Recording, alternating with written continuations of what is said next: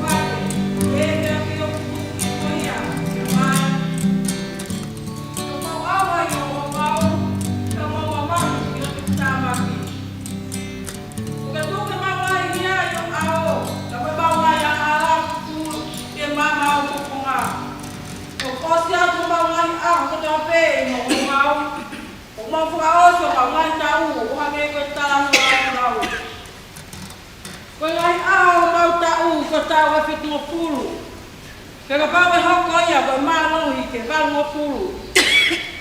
Ka hona malo hi ko ngau e mo mamahi. E tu si ba meia. Pe a pelato. Oya pe no ya malo ko ngau. Ko ni e na kare. Ko pe o ngau. Ke pe o na ki a ka no ko ba o ba ya o. Oi ki ho ko ma yo ko ma yo lo foto. Ki e foto. Ako ki e ki. E pe no ko wa. Ka ke lo lo ko wi ko ba ta ba re ki.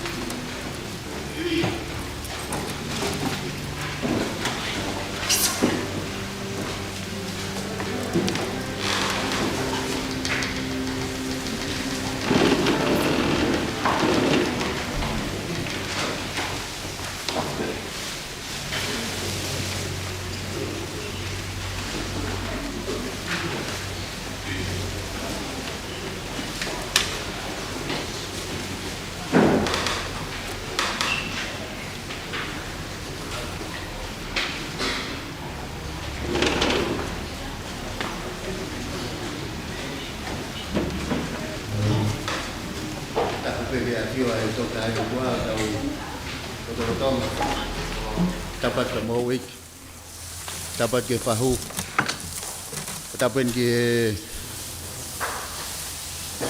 ulmotu asiasi, uhingai tau hian de pongpongin, salmone fifita toh, dapat ke ang ulmotua, kama ang family, dapat ke patalon yo ako tutuko ko estonga. King Tubon, dapat ke pasteni, tama kutungi, dapat ke kato kilopok kami, ma time prau, tama hawik ko estonga,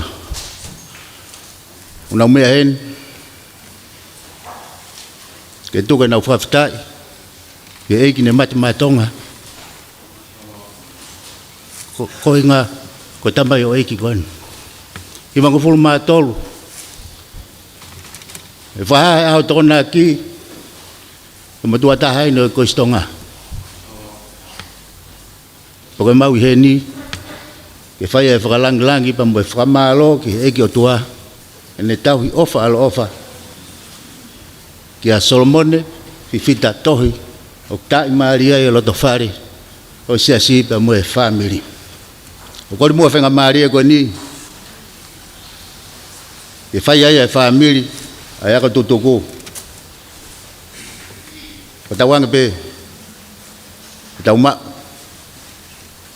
ao kresia e fa mavai mo tamayo ikin pa fofongat ka to agilo pa kamea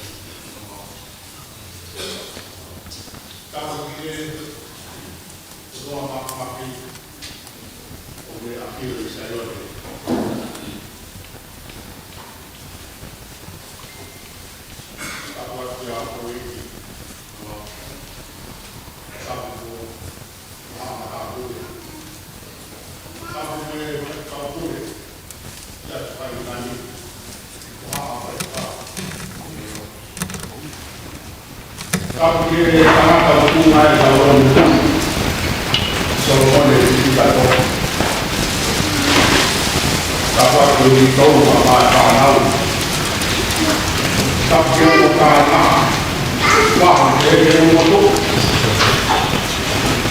apa dia itu apa dia tahu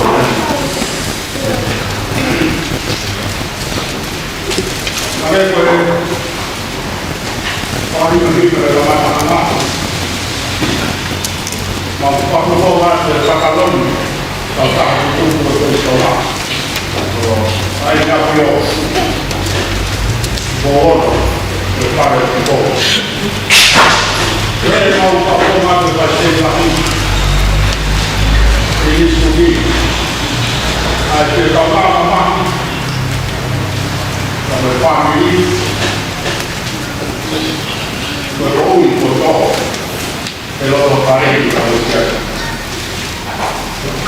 Mata hero pai tu. Pai pai a puto puto ke tu mana ni. La tanga ka pa ui ma pe. Ko tanga ai ni tu ka. E ko ta pa ni. Ne pe ui ti na. Dan yo ke ha ha lu. Pai pai pe se ka ta lo. Te lo. Ko ko pu ko ko. Ne te mana ni. Oleh kerana mari, kemarau saya pun ini. Kerana marah yang ada ni berkor ini, tak apa-apa. Ada polis kawan. Berbau ada polis kawan. Kami bertanya, umum biar ini. Oleh kerana kita orang ora del fare la bene perché ha stavo le due che fa fuori da ma la bene fare la bene ha poi stavano in Vaiola per fare il lui per tomare le quello un po' di maluma a fare la fine come vanno a fare come vanno a lui e il capo di lei va a entrare per fare la bene. Con Vaiola e con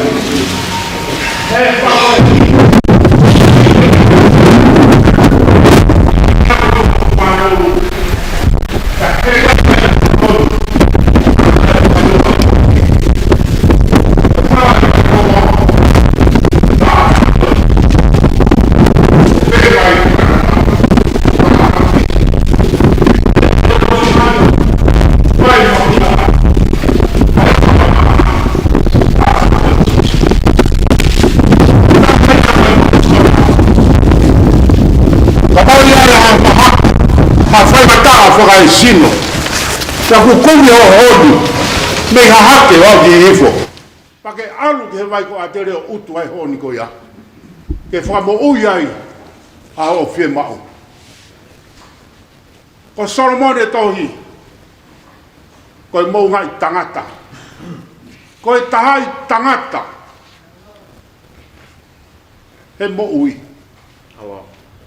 Ko i fua e, o ne honi nei utu me he vai ko atere. Nei hoko a Solomone ko i whaiako. Hoko ko i polisi maalunga. Tohoni pure polisi. Nei au e nea ko au ki Scotland Yard. Ta mo Britannia la. Nei foki maa Solomone. Whaiako he abi polisi fo ou. Ka nei ilonga bene kau ako. Nā māsila he potu kehe. Oi mo ui koe ni. Ko honia a Solomone nane utu me Vaiola e mo ui. Nane utu o whakainu e ngai kai nei fia inua. Nane whakainu hata au fia mau mo ui. Ko Solomone tohia. Iyo, o kai pe koe mai a koe atere. Ka koe tātā o sisu. Koe a ho tau mo ui anga. Solomone to. Ko whawawonga atu e tala mo nuu mo e ofa. Fia kau ngā mamahi. Me funga mana mo ui. O maheni no e kau whai whakau. O iki koe si tuku. Ko rea tu e whainga maari e koe ni. Tuku mai haki miniti si. Ke whai e tau whamiri. Me he wai ko atere. Me funga mana mo ui. Kore ke whai whakau o longo longo. Ke ta taki atu ha tau whamiri. Lewa he malanga. Kau ta tau atu.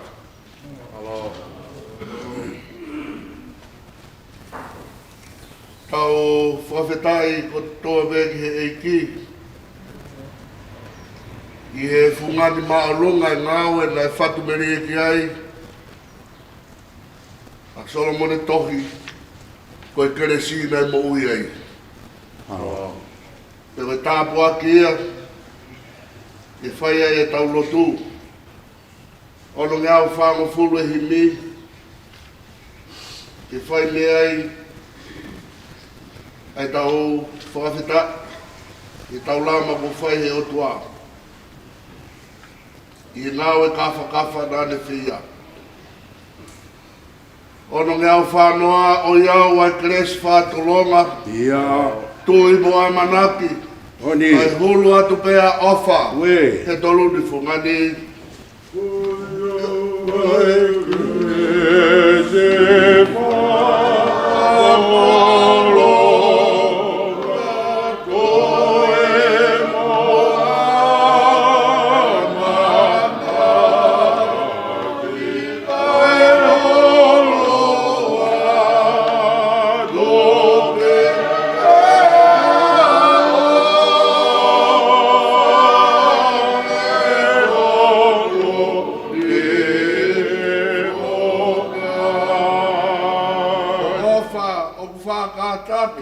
Wanga moko moko. Oni.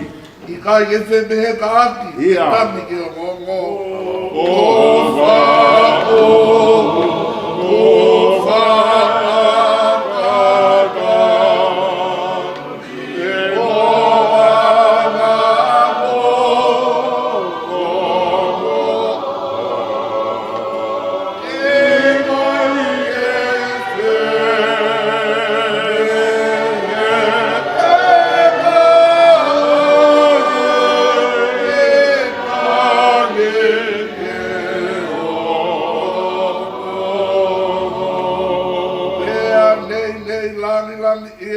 Ofa to mua. E koe o tua ko ofa ia. Kalu mi mua tua. Ile ila. Ila.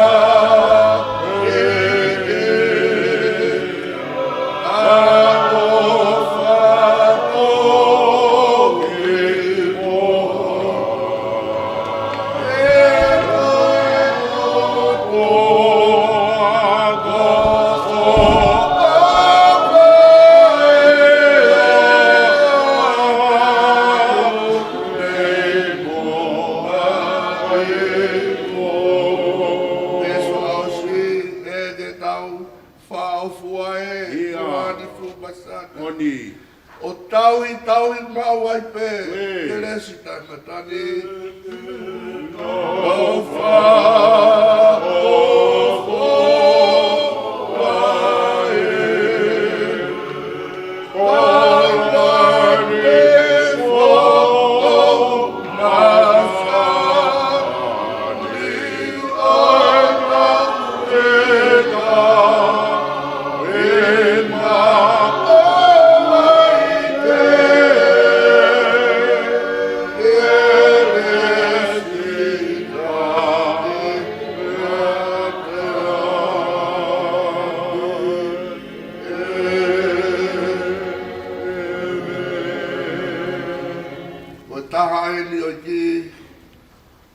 konga e pot folofola, ke whai ai e loto, na e whakatua me rea ki ai e Solomon ne.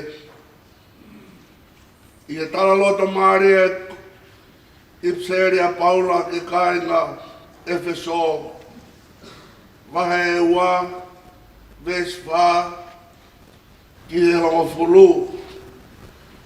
Ai au pe he hono whakarea, ka koe o tua ai au ne mohu alo ofa. Koe mea he ofa lahi aia, nā ne ofe ina ki tau tolu. Mea o tau mate ngahi tarangata. Nā e kau ngā whakamo oi hake ki tau tolu ko kalaisi. Koe kere sipe ua mo ui mei ai. Ia koe kau ngā whakatō ki tau tolu mo ia, mo ne kau ngā whakanofo mo ia, i he ngāhi wheitou olangi, i a kalaisi so. Koe uhiga ne whakahātu, i he ngāhi kuanga, ka hoko mai hono lahi, i he lahi ange whau o e ne keresi. Aki e ne anga o whāki a te tau tolu, i a kalaisi so. Te koe keresi pe mo ui mei ai, koe mea i ho mo tui, iho, nai kai mei ate ki mo tolu ia, ka koe whaki ia me he otua, nai kai topu, me he ngahi ngāwe koe uhi, ke oua nai ai hataha, e wha pore, te koe ne ngahi, koe ngahi ngāwe ko tō bega te tau tolu, ke whakatupu ia klaisi so, ke whai ai a ngawe le rei, ari ana e toka teu e he otua ke tau fōu ai. Ka koe taha ia e ngawe, mo e tala monu, mau whai, ai koristo tuku, Solomone, na e ape a ngawe koto ape na e whatu he api ako, ai mea na ake teu, koe uhi, ke monu ea pe whonu alo ofa lahi, ai mea na e ofe nai ho whai whaitongia, ke malu ai e mo ui mo ngawe na e whai e kalaisi, ke whakamooni, ai mahu inga, ai kolo mo api ako, na i ui ko atere, ke whai ai malo hinga, ai whai lau lau, ke mate mātonga, aki ai iwi o e ne ofa. Ka koe nau ia, koe tāpu aki, o e ne keresi. Na e whatu meri ai ofa tuunga a, ke whakamooni, o whaha atu, ai lahi, o e ne keresi. Koe keresi, ko ofa o whakataki, moanga moko moko. O ni. Ka koe tāpu aki ia, ke whatu aki ai e pirikimi taimi, ke whatu atu ai whatongia Solomone, i he whatongia e ofa ai otua. Tau hiwa, i he hini whaos koe ni, ke whai ai tau rotu. Ono nge au whango fulma hiwa o i hini. Koe whanonga pirikimi a sika kai karistiane. Ia. Ono tau ke iko kalaisi, Ia. ke whanua whakalangi. Koe si pe au ke api mao. O ni. Taka he monu, pe kai au.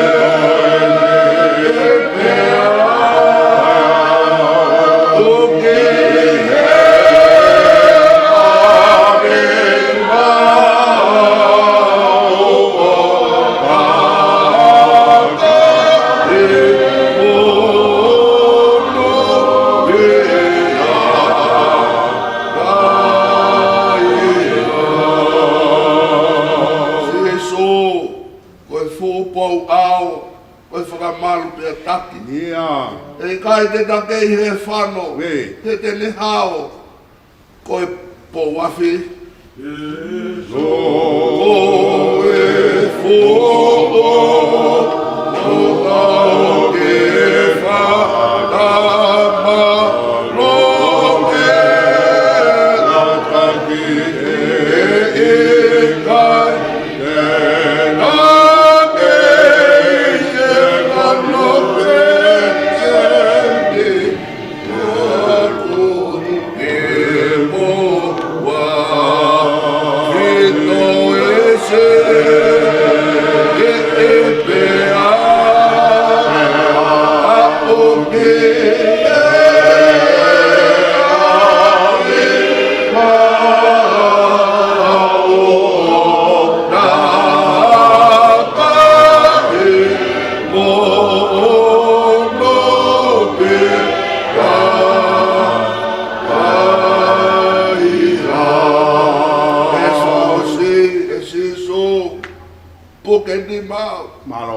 Tokoni kau kalotosi.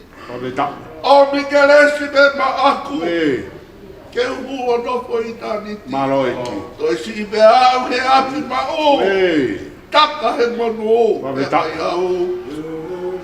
E so o kene ma o toko ke au kama. Kose e kowe ke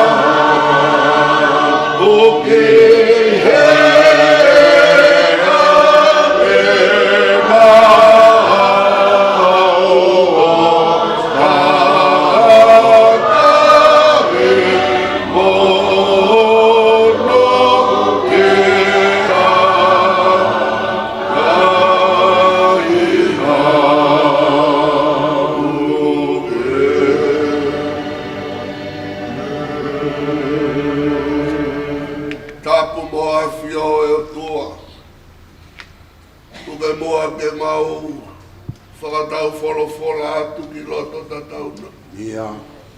Fungani mā o lunga, ho o tauhi, ke anu ai, a Solomone, tohi, Ia. uma hono family, Malo. mau ilo pau e o toa, koe nau ia nai whatu nei roto tatau, Ia. ke koloa ia e mau pirikimi he moui, Malo. kouhi, koe fungani ho kelesi. Pavita. Toke nau ia e o toa o kutala whaka eiki, Ia. koe kelesi pe o mau mo ui mei ai, Kue. nai whatu meri ai e whanonga, a hota mai o eiki. Ia. Te mau whetaki nima mo i kau koristo toku, o Ia. koristo nga, Malo. ke ilo pau, o wikai tue noa e mau whanonga, Ia. he koe tau kei ko kalaisi, Pavita. ki he whanua whakalangi. Malo. Ka koe kawei na whekau ia e mau whanonga e o toa, Ia. hange e koe whakai no he nung whae a apostolo ko paula, Ia. ai malo hinga oi ngā ue ko toa be nā ne fue kena. Ke whakai longa i, nai anu he keresia e a whiona. Ia. Ka koe whungani mā o longa i aho o wha. Ke toka i mananga, a ngahi tāpu aki ho ngā ue. Ia. Ka koe whatu miri e ia o toa. Ke nonga, ai loto whare o e whamiri koe ni. Ke whakai longa i. Whakakoloa ai hā ere, Ia. ai tamai o i keni, Malo. uhenga ia me ai heni, ai prinestungi, Ia. o maa e ho eiki, o maa ho nau whare, o maa e whai whekau kore o e wahenga ngā wen, Ia. o maa e ngahi me mipa kotoa be o e siasi, Malo. o hinga ia o toa mau tālolo ai he pangai o e wheo hea mani. Ia. Ke mau lava be o whetaki nima, Malo. ko e wheofa aki e kāinga, o e koristo tuku, Ia. o e koristo nga. Ke mau ilo pau, ko mau tau hipe a whiona siso, Ue. hei kai ke mauri e kina. Pavita. Ke whawhanga ki mau tolu aki ho keresi, Malo. ke taki ki mau tolu aki iwi ho keresi. Odi. Ke whakahino me ki mau tolu, ke Ia. mau whatu meri e ngā ue. Malo eki. Ke koe keresi ko mau mo ui e ngā ue. Pavita. Haere mai lamari e, Ia. koe pulu mawhana i a Solomone. Ia. Ke whakahino ngai, ko whakaheke heka o no waka wholau. Malo. He keresi ai a whiona. Ia. Ke koe whaheola i au ke teu e o tua. Ue. Ke mau whananga atu, hei kai ke mauri e kina. Ia. Ko mau tau ni me a whiona. Malo eki. A whei tau lalo ho a whio. Ia. Tā lalo i pangai. O e kaweinga, o e loto whare, o e family. Malo. Ke whakaheke heka, e waka wholau koeni. Ko e whoheola ia, o e ngā wena ke teu. Ke whakamooni ka te mau tolu. Hei kai ke mautu e noa. Te mau whanonga me he malu ho o wha. Haere mai a lau maari e. Tuku ha tāpu ake loto Ia. whare whangirini. Te whakakoloa. Ai hou e ki, kau maa e whare ma tāpu re. Ia. O maa e tangata 85 kau pure. Malo. O maa e kau koristu tuku, mau tālolo he pangai o Ia. loto whare whangirini. Ke mau ilo pau. O mau whetaki nima behe ofa e a whiona. Malo eki. Ha ere mai a lau maari e. Ta taki ai mau wheo hima ngāo no tō be mau whai. Ke mua waka me o taulama. Ke mau ilo. E toka one ho tamai o eiti Ia. he ngāo e bua ke whai. Malo. I he malu ia. O e mafi ho keresi. Hiri e to ako orita. Whai me langi anau whakakoloa. Ia. Mea ngāo e ake mau tui ke mau whakamoni atu. Ma oni pe ho tauhi. Moni a pito. A whio ako mau tamai a mau nofu o whanau. Ia. I e kresia e ki. O whae o tua, me whiohe lau maari e maa oni. No wholoto o mau. Loto whaere me family o na hiki. Kai whai pio tai ngata. O whanau e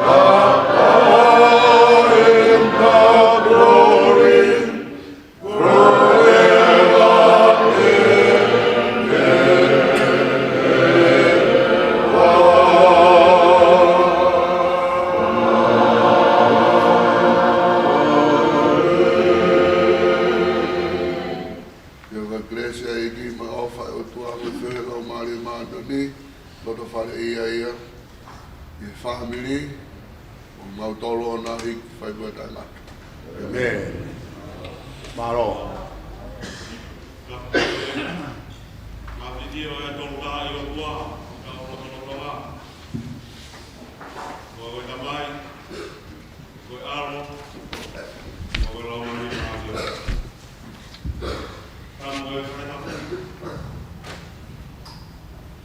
Sa Paula. Pea ko ukore ke u kufanga atu he talafangata pukakato o e whanua pea moe lotu. Puke whainga maria koe ni, ma alaula e hau ke whawhanga i atu ai whamalo. Ke pataloni kau mai Palestini pa kau koristu tuku. Whai pea mo manatua mai. Ai fofonga e tau motua. O e koristu tuku. He aho koe ni. Kātoa ki lo pau ka mea.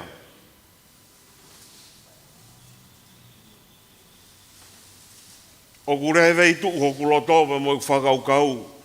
Kāka mea ku hoko. Tariu e tamai koen ka koristu tuku. Heui maanyo ni o tua e a whalaite.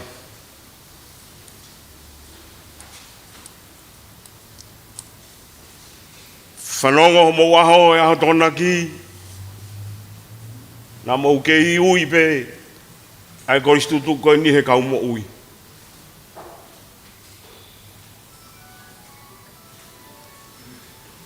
Ose aho tona ki, mo e kurepa pe ki loto whare masiwa o whakaongo. Hao mea mai ke whai o tatau. Ke koristu tuku koe ni. Ose aho tona ki, os mo e a sāpate. Te mahino ke te au,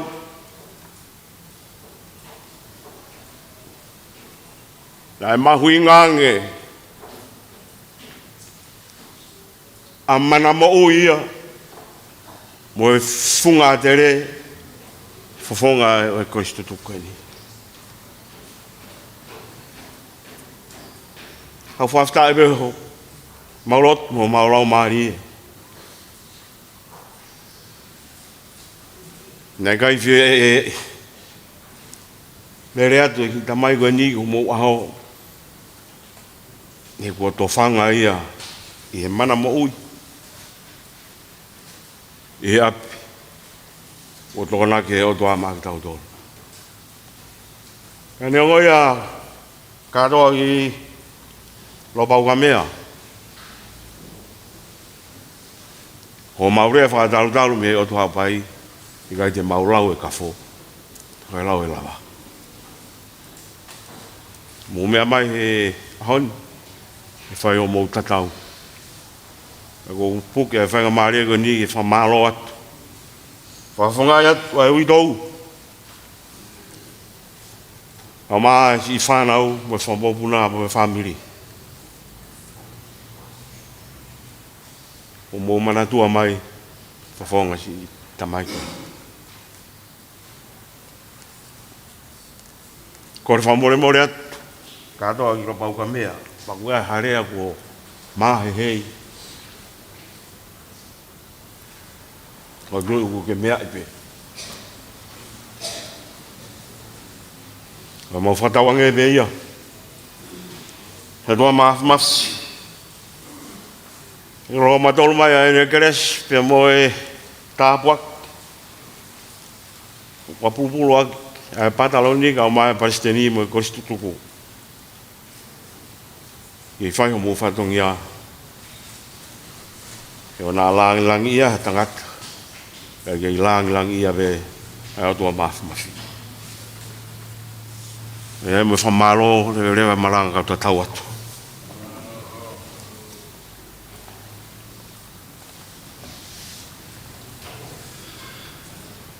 katoa ki lobau kamea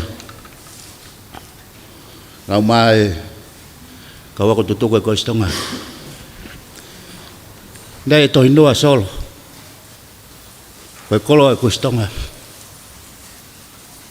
ko matai kolo ai apin ye lotu ai na dai pisop ko pisop pinala pua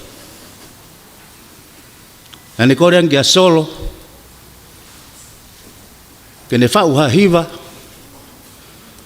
ke fra osi aki ngai lotu e fiafi pepehe ke ngai fai lot ye mea fra ek pe kwa fai tupe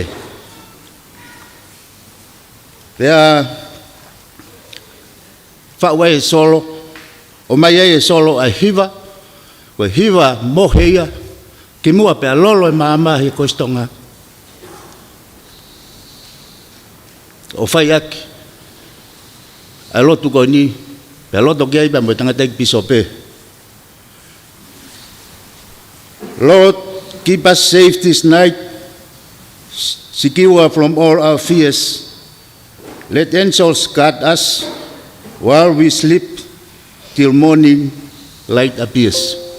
Waliriu ga solo e eki tau hiau me ngai fili kau angelo leo hiau tuk ke wahoia tana ki lewa ki ai e fini halapua ai ameni tua tolo e kono uhinga ko misa tok tapu e siasi ko amen tua fitu ko amen ko ya o fai pea i fare lotoni i he misa betal me aho ko ya o ngau e ki he siasi ai koloa ai kostonga wa mai ki haun korismoa solmone to olunga ko fatongia petewa folau wa fatu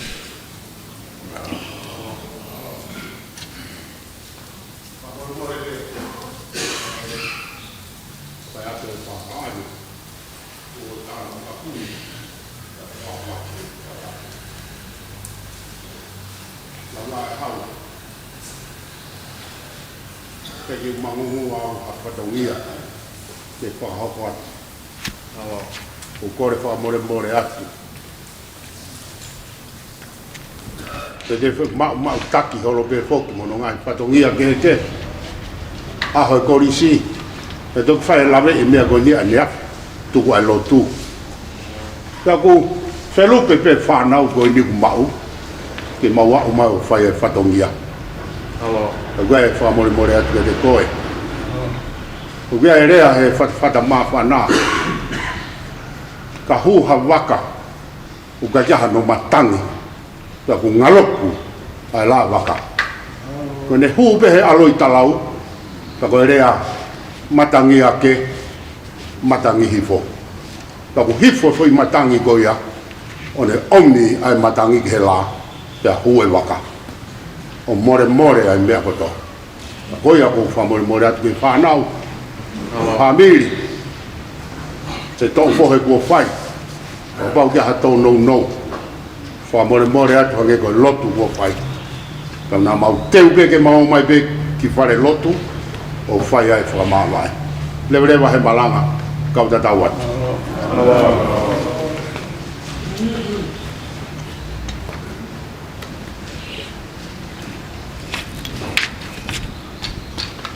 Lord, whatatau ke tala ko whahoko mai, whaingamari e koini e tuwat ke ngahi maheni ngahi whamini, whai hana o wahewa, ngahi manat meri e, whekawa ki mo tau tokoua, tamai, kui, o mana ke tau whakahiheka e hoa koini, whekata e kuata ke taha ua, e tā e tau whawhangu tāngataha. Pea ki taha ua, e kamata e tau ua au lotu, whawhita, ke mo ui e tangatai koe ni. Kataki, e kai ke tau tutuku, ka rewa ko osi mai ngā manat meli e, malo bitu.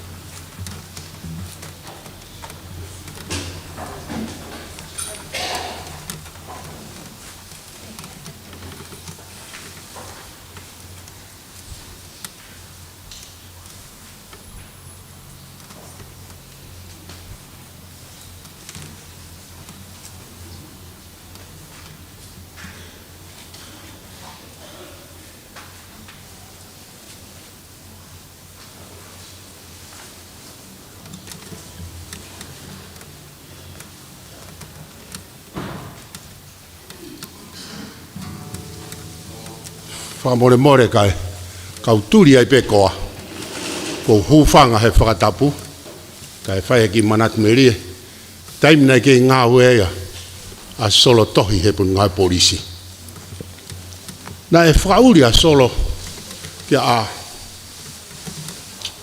ka uluka alala.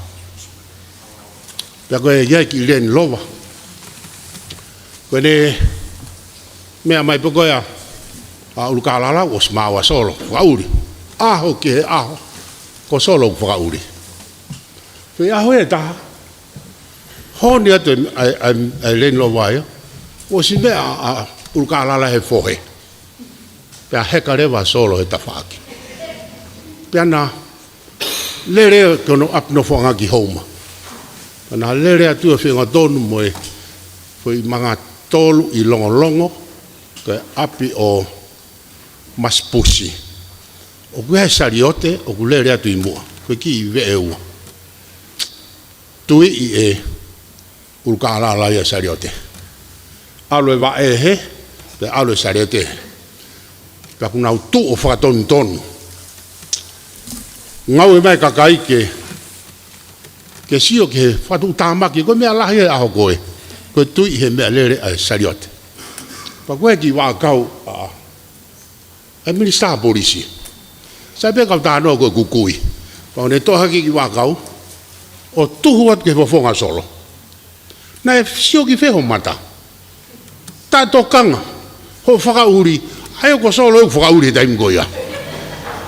Tū pea solo, koe e pe attention. Tā rewa e mea nge ukala. Sai, e mas pusi, te ungahe sariote, ui koe tai tokanga e polisi koe ni. Koe kutala noa, he ulunganga solo. Kai ke toi rea, attention pe, ka ko ulukala lai nai whakauri. Pea kutala e nia ke whakauri a solo. Pea fua e solo hia, kai ngahe ulukala lai sariote. Malo obito.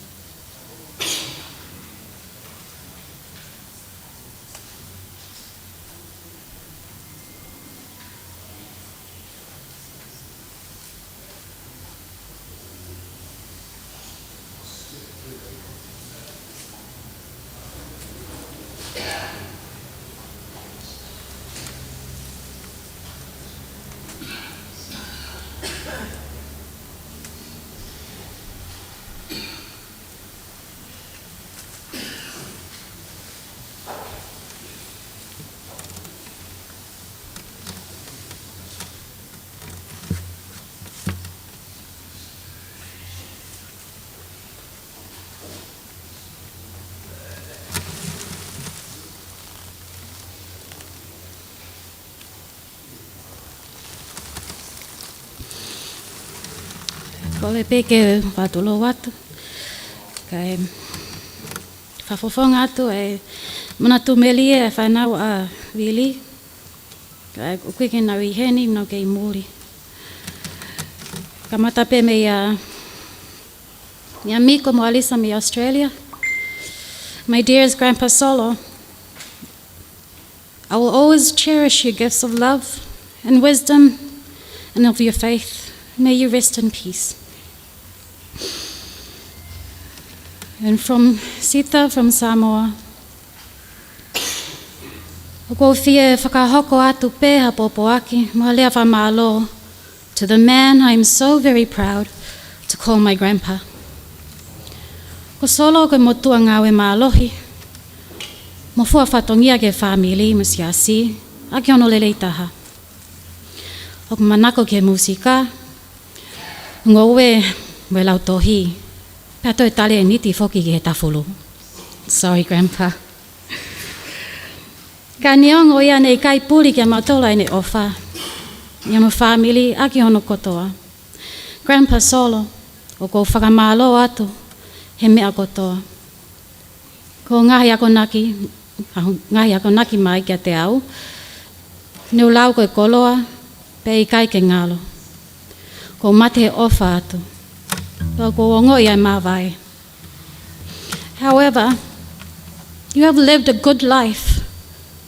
Pea ko ke ki kuna ia tau e mamani. Toka, Grandpa, i he nonga mo whie maalie ai a Fiona, o ta e ngata. O whalahi atu, mea e Sita, Hans, and baby Vaitulu.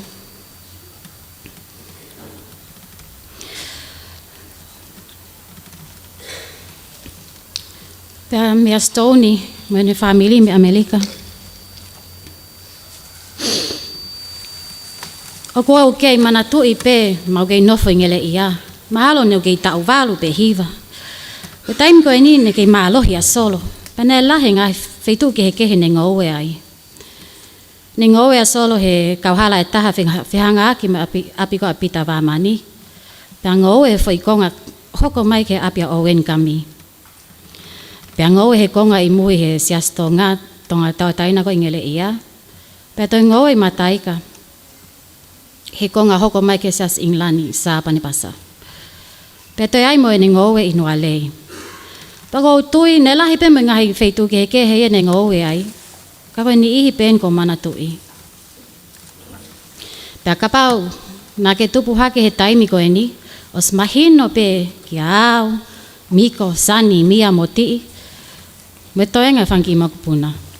Ko ne toko naki pe, ko e taimi alu ia ki uta mo solo. Pea kapau nā ke alu mo solo ki uta, ko e laka pe ke tonu, ka i kai ko e vevela ko pau. Kai ke, nā whenga mau pe, ke kumea whai uhinga ke eua teo alu ai ki uta. Ahe taha ne ai mea nei loto mamahi ai a solo. I whale, pea tu ake pea solo to o ne huo lue hala, alu ki uta. Uta koe mui koe sias tonga tā tainangele ia. Pea koe aho koe ni, naki uho uha. Pea te ngāri kehe aho koe ni, hene i kai ke ui e solo ha taha ia mautolu, ki alu mo ia. Pea pehe mai e hepi ke au, ke tu o alu mo solo, he kusi au toko taha. Pea tu hake ai pe, o au tai fie alu ai pe. Malu e at mo solo ki uta, o manofo ai, aho kakato i he uha, pea ko mana tui, koe ni ki i ngowe ku mala na e tohe aho koe ia. Mahalo koe toki taimi eni, ko alu ai ki uta mo solo, pea kai ke toha foi tafulu mai kao. Pea mafoki ki api, lava e mangawe aho koe ia. Hilia ngahi mahina, nai, me ai, os ngalo i au e foi alu koe ni. Pea taimi eni na si eva mai ai a hei waha mani ki family. Nei alu mahalo a solo ia ki uta, pea foki mai mai kumala. Pea nge kia te au, ne talange hei waha ki a solo, o whaka ofa upito ne kumala. Pea pehe ange solo, oi kumala ena nei tō e Stoney. Pea mana tui, nā ko oho vale, he ku whanungo ki ai.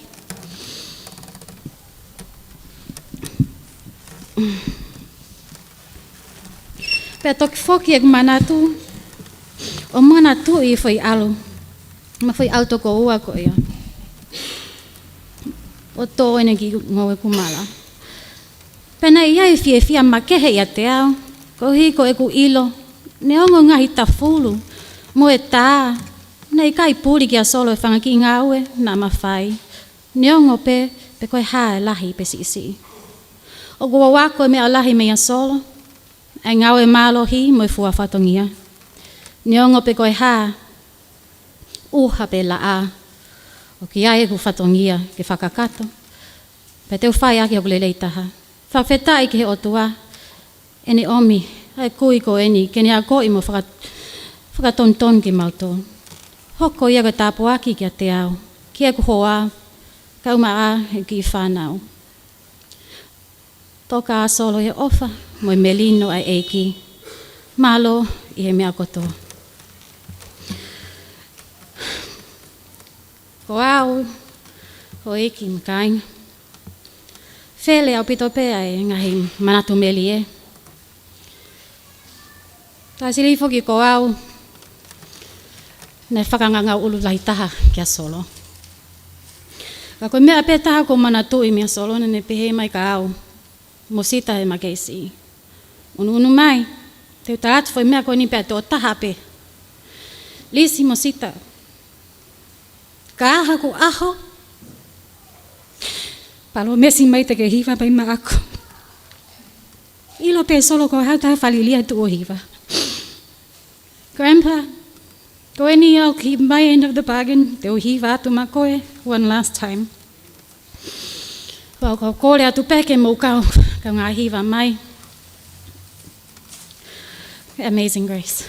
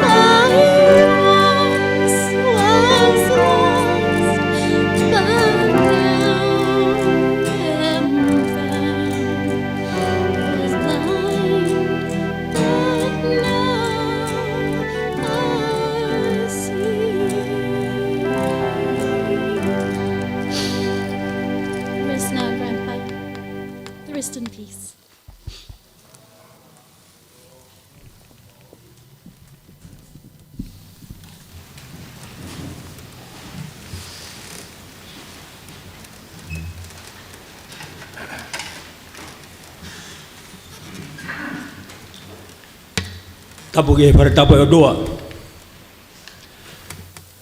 Le pa mo solo ka pa ma meri.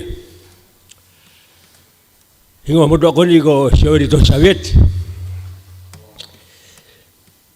O ku laha ya loewe ya Soviet ko kui. Ka ko manat meri ke tahiwa e ma doa i tai ko. Mal ko tau walu. Kang elo wewe ke mau mai mo Soviet.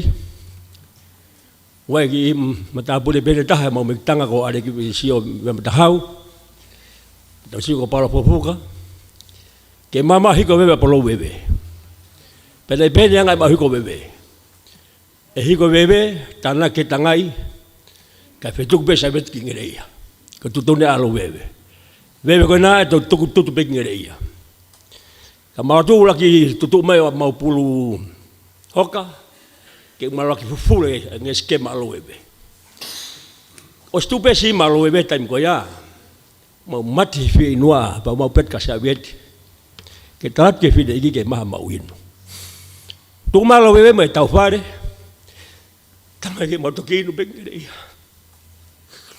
ka puno be mau kui kau ima solo me tapa ke walang ke maha ke winu unga ko hingoa kainga ada mo de mai solo ye bu he kala mau ni hono di mala usuk ta pai kete ka di pan pan be solo ona utangi na ngoi mai e lo bebe ai me ko fe no na winu pe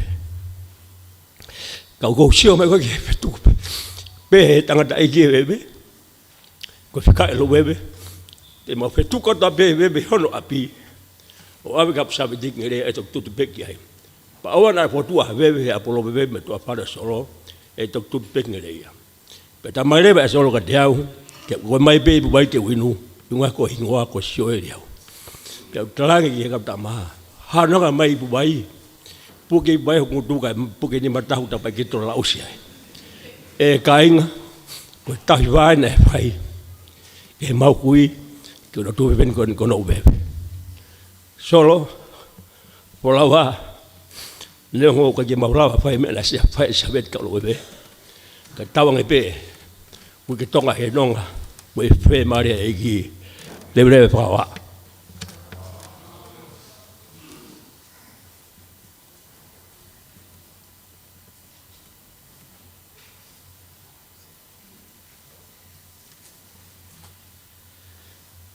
Tapai afia ai o to mafia tolo to tapo ho wake tapa mo fahu pa la ke ta ke te koen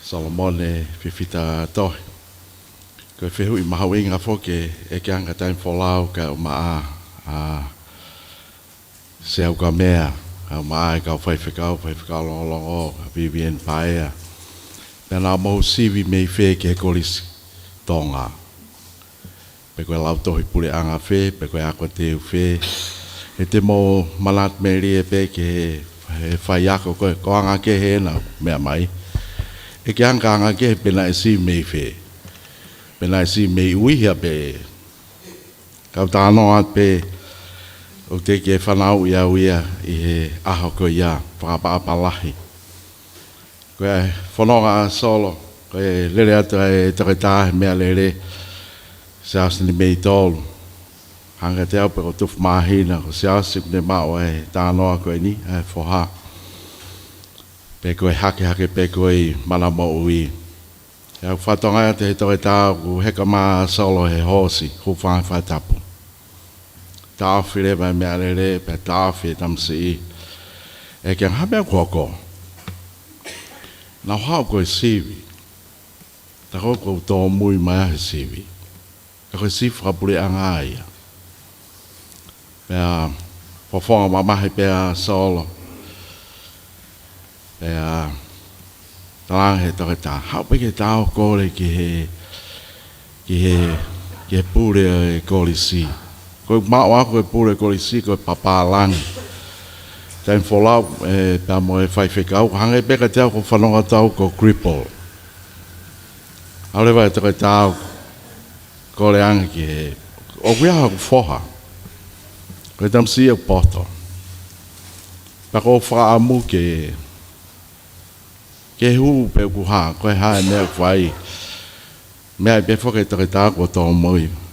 Pea mea ange pule o stō mui ia. He kai toi lawa e ko si whai si wia pa ko mao e ola. Kai tutu ianga pe take tā whai ha siwi. Koko pule, koko whai tu ni. Whai pe koe siwi he ni ka mausi o pe. Pea whai rewa he pule koe papalangi. Rea whakapapalangi atu fiu ta ofi ai o ua koe ni he rea whakapritania. Tāng he pule, whiunga. Siwi koe ki he whika, pe set pe te au. Mea anga rewa he pule. Whiu maa ke tau toe whahu e tamsi. Ai ke hu ki he kolistonga. E pepe ai tānoa moi mawhana moi fia. Ma malo atu katoa ki lopau ka mea. Kau te kurokula. Malo e whainga maari. Lawe ai o ua goenta si poto pehe ako. Ka hilo pena e te aha si pehe ki he kolistonga. O Solomone fifita tohi pe. Doa whatu.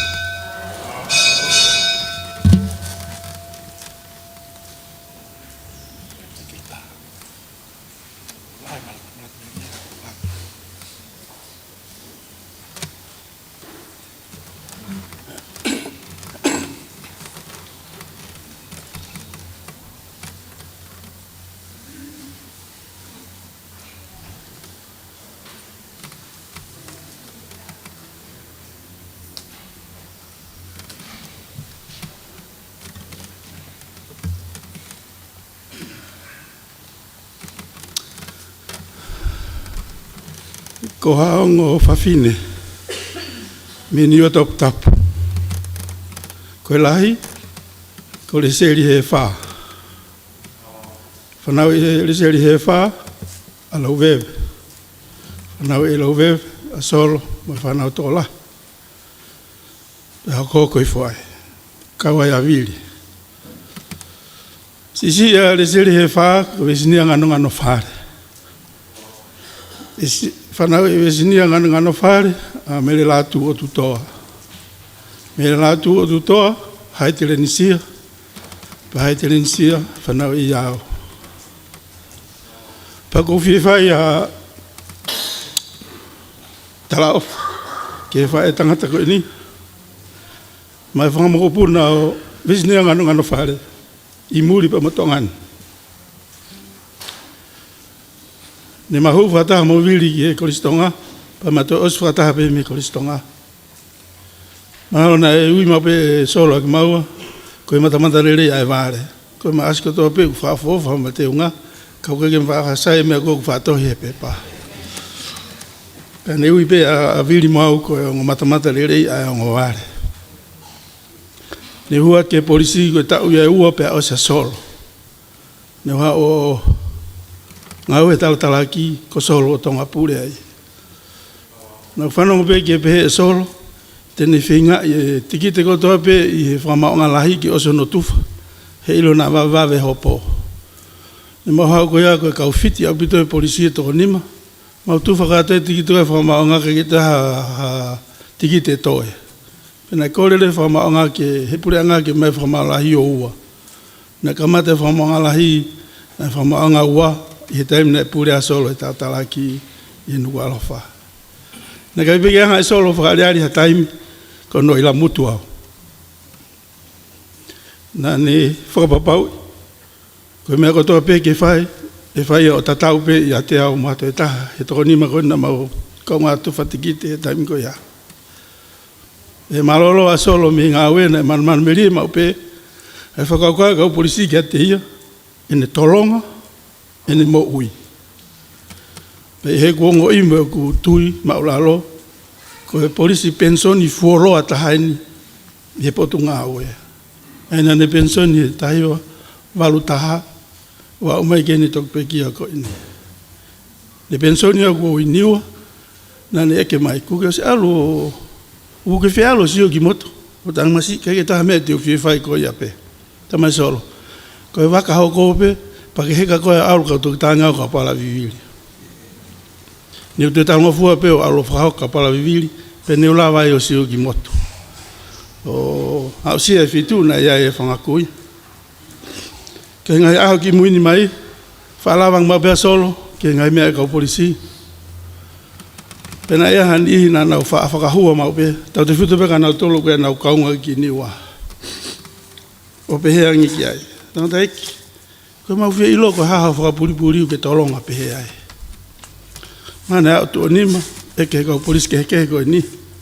Mahino ki a solo. O kuhangange u tesi ia he kau tamane. Ta koe longo noa koe e whakataha anga. Upe hat lewa solo ke kau tangata. Kau niwa. Mu whanonga mai. Ko uhinga pe mea mou kei tolonga ai, ko mou kei kākā. Ko ne tuku peho mou kākā ko mou osi ia.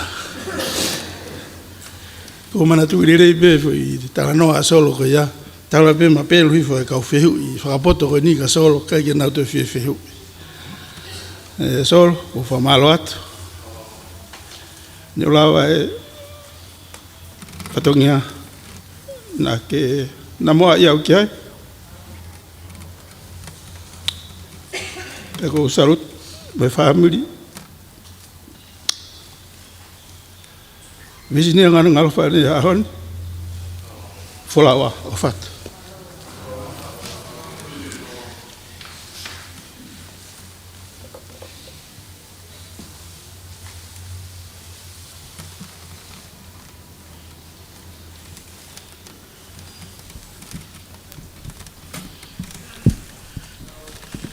Ko le pege u whanga te ngai whakatap. Whahoka te me mua ni. Kata a mua mua o ke whahaki. Ma tu meri e ke ko taha koe ni. Hoko gea e ui maonga e ko tau tua. Ko ki ngoa ko eri unga tau tua. Ko e whae kata e tu vai whina solo. Ko le atu, Samoa tohi. Nā ne mau hoa i ki hapai ki. Motua ko viriami unga tautua a. Ko kuonga mātu ai. I he mau tutupu hake. Mau tolo mau tutupu. Kai kia mau hiri whia anga ko tangata i koe ni. He kone pau pia taha koe rea pia whae pako tamai. Mo tari hena, me tari ma, tau mai soro me ngā we. Kai o ato e le ta whapolisi ka mo tō. Taimila he ko hola mau peke o te wofi ka soro. Na ia fo i whialaki kau. Hau sia le ta koe ni.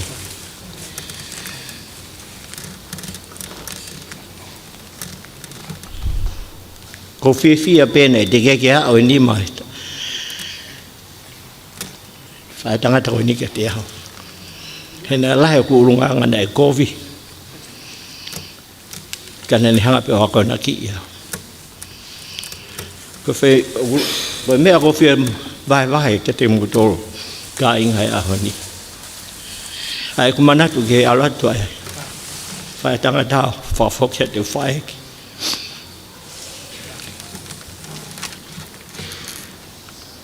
Ki Amerika o mau whakate fua ai.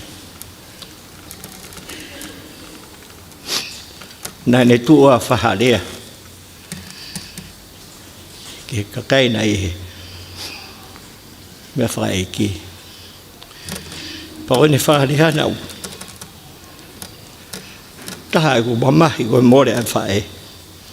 Ka nau toi whia lai. E hanga e tangata koe ni whamahi noi ka mautoro. Ai hanga e mo ui. Ne whaawaki ki nau tolo. Ko ia koe lahi e tamai ki tangata. Ke mo whangatu whaafine. Mo whangatu roa kune mau. Nane uraki kore whakamore ke kāinga. O kui kai ka wheitu uen ke re ai. Ka whakatā pe mo ia ke Hale ki manak meri e ke whae koe ni. Nai pehe whakamatala a solo. Ko uhinga i utu he ahoni, o kai ko uhinga ko tu fine. Ka tungu mua ke whakamalala ka tiki mou tolu. Pakaia whehu ia ko tu i pete hoko pea whakamalala koe ni. Ke whakameri ka tiki mou roho mou whanoo. Nane pehe. Ko tu fifine. Nei kai ki si kakato ene a sai ene ako. Ke alo ako. I kai koe tu unga. Koe tai whi ako. Ka nane alo ako. O hoko ia, koe whae ke te kiao. He koe ia, ono tu whina ko arieta, na na whae no to tonge ne ako. Pa koe, whine koe ni a leata koe ia pena e whae, pa to tu whine ki mui ke te ao. O ko whaka apapasi ai, pa ko whamahalo lahi ki ai. Koe tu unga e kumo ui he ahoni, koe ne ngā ue tō tō iwi. O la whai ke umau whainga maari e lahi. Mo whanau, mo hoa o mao. Nā uongo i hiki sia, pau whia, ke utok whanongo hene rea pehe. I e osi e mau whaikeheka o e whae whita koe ni, ki ono tuku ono no whanga. Nā mao mai ki api pau e kenga sol. Sol. Ke tama mea ko whi e katua koe. Tamai sol. Koe hea mea lahi patange. Na ke tae toko lahi whamiri. Hamina ke tae ia iau. Pantala mai. Ke ku tae koe a ke utoonga. Ko au koe lahi whamiri. Na o whae me kotoa ki o whakapapasia i o whakatu whawhine. O whae me kotoa ki tahui ake ku whamiri. Ka pauti ke alo he urunganga mo toonga o ke whaua ngai taimi lahi. Te ke tōno no e tak whamiri, e koko ulahi whamiri. Solo malo e tuku koloa, ko wau sihe ahoni. Pa neongo, kaki au kato e fuafatongia ko fuafatongia. Ka koe tāpi sipinga mo e. Ngahe ako nakire ko makati au. Hei kai ngalo e te au. Mau e ofa lahi ka tiko e solo. Ki wholamu e o tua o whātu. Whapapana.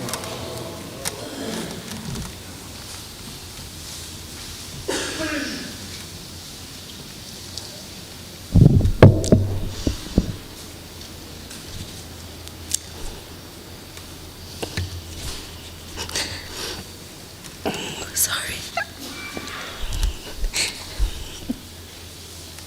Maloelele. My name is Marianne. I'm the daughter of Sela and Tom, and the niece of all my amazing aunties and uncles, and a cousin to all my amazing cousins. I'm so grateful for the ones who could be here today. I wish that those who couldn't make it were able to. But I praise the Lord for live streaming.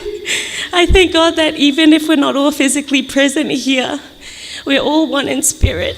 And I praise the Lord for bringing us here today to recollect and to celebrate the life of Grandpa Solo.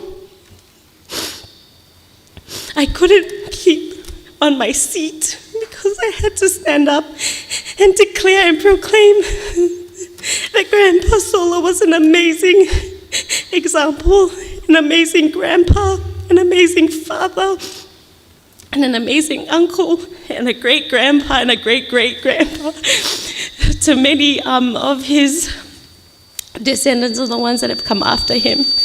When I think about my grandpa, I think about how his life has taught me so many lessons. Before he had his accident and became, on a wheelchair and bedridden, Grandpa was hardworking. When we think about being kids, all we remember is Grandpa being at the plantation all the time. I don't remember seeing Grandpa in a suit growing up. I always remember seeing him in overalls and dirty pants, coming home after a long day, working hard to provide for all his family. Grandpa was not a man of many words, but he was a man of action. He loved hard, he served hard, he worked hard. But I'm so grateful that even though we have those memories of him being a hard worker, I think about his life after his accident in 2017 and him, going from hard working to not being able to stand at all. And you can imagine how hard that would have been for a man who was always on the run and always on the go. But even then, for the last 5 years, Grandpa's life has taught me so many lessons.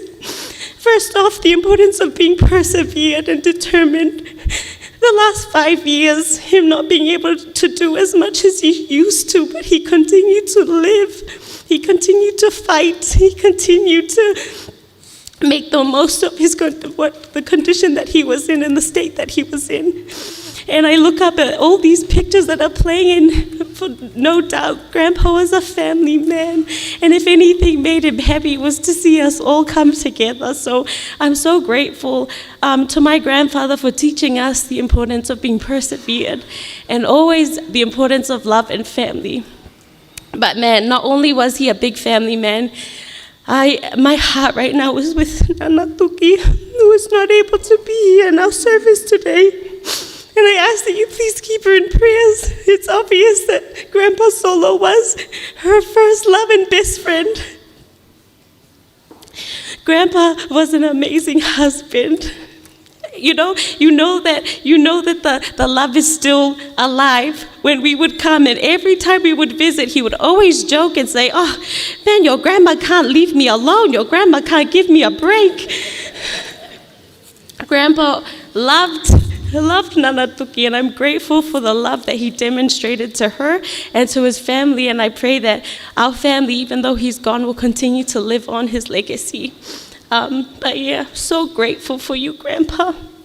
I'm so sad that you're gone, but I praise God and I thank God for the amazing qualities you've instilled in all your children who live the example that you've left behind. I pray that God blesses your soul, and we look forward to the day that we get to meet again. Malo, thank you.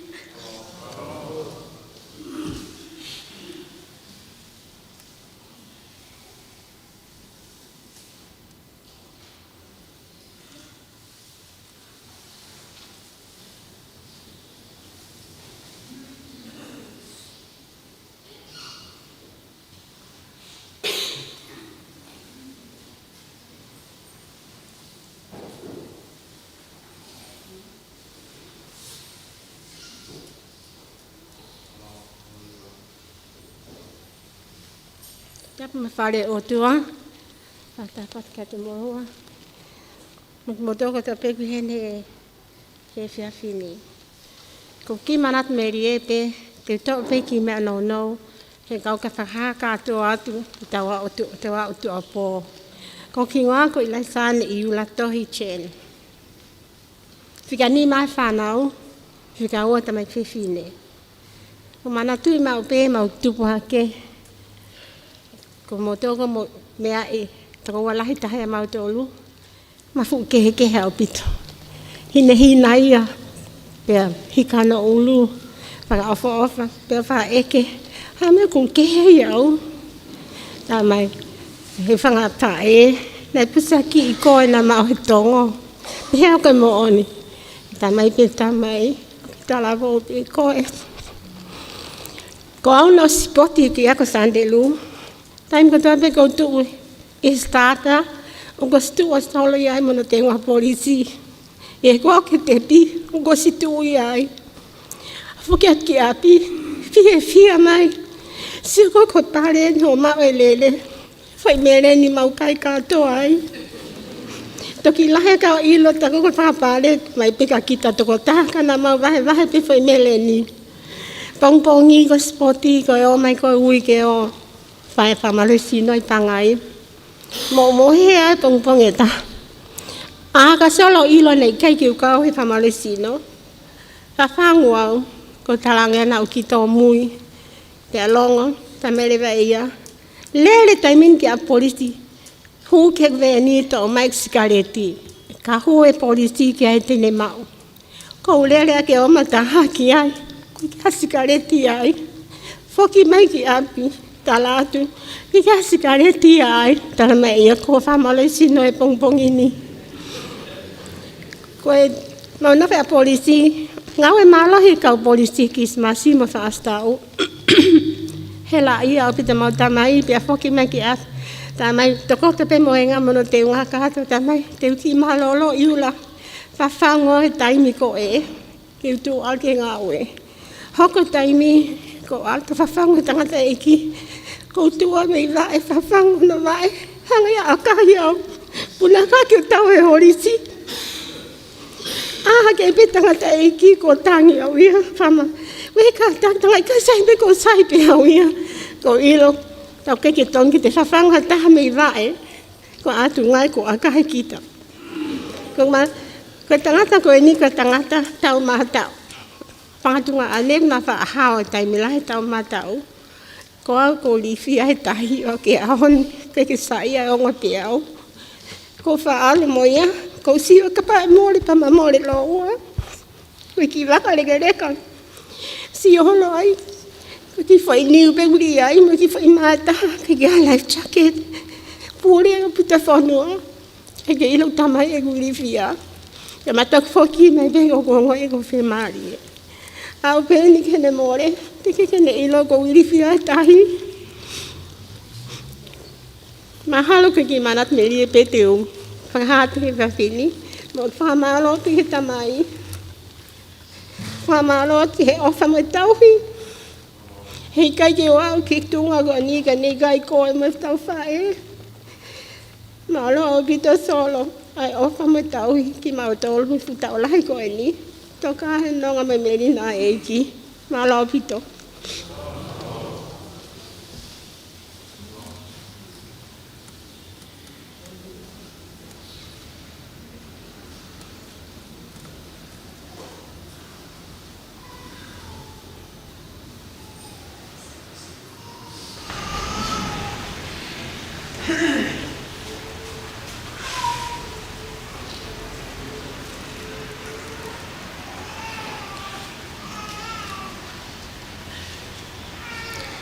Malmalua te mai whadapu ko hose no whai atu ko tok tapuni. Tā mo tuatuani ke talaha manatu ki he tamai o eiki whai tōnunga ko heni. Wan bea e wholwhola mohe pe kai ko hamate. Mau be mohe Solomone ka whai bea ki whakalawe e mo ui e mo tokoni ki fua ngā aue kou lawe ai. Mo tua whaoha sa si whamaftongia mo puna ana te vita toh.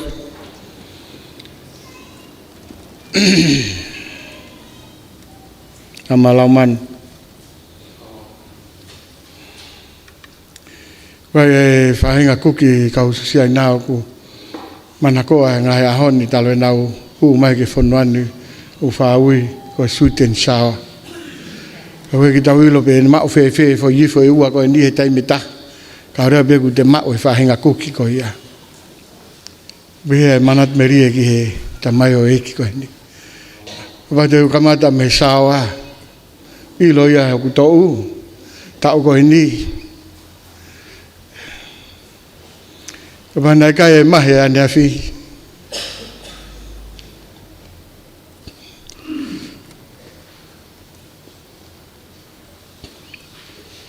Ia meri e ahon sol.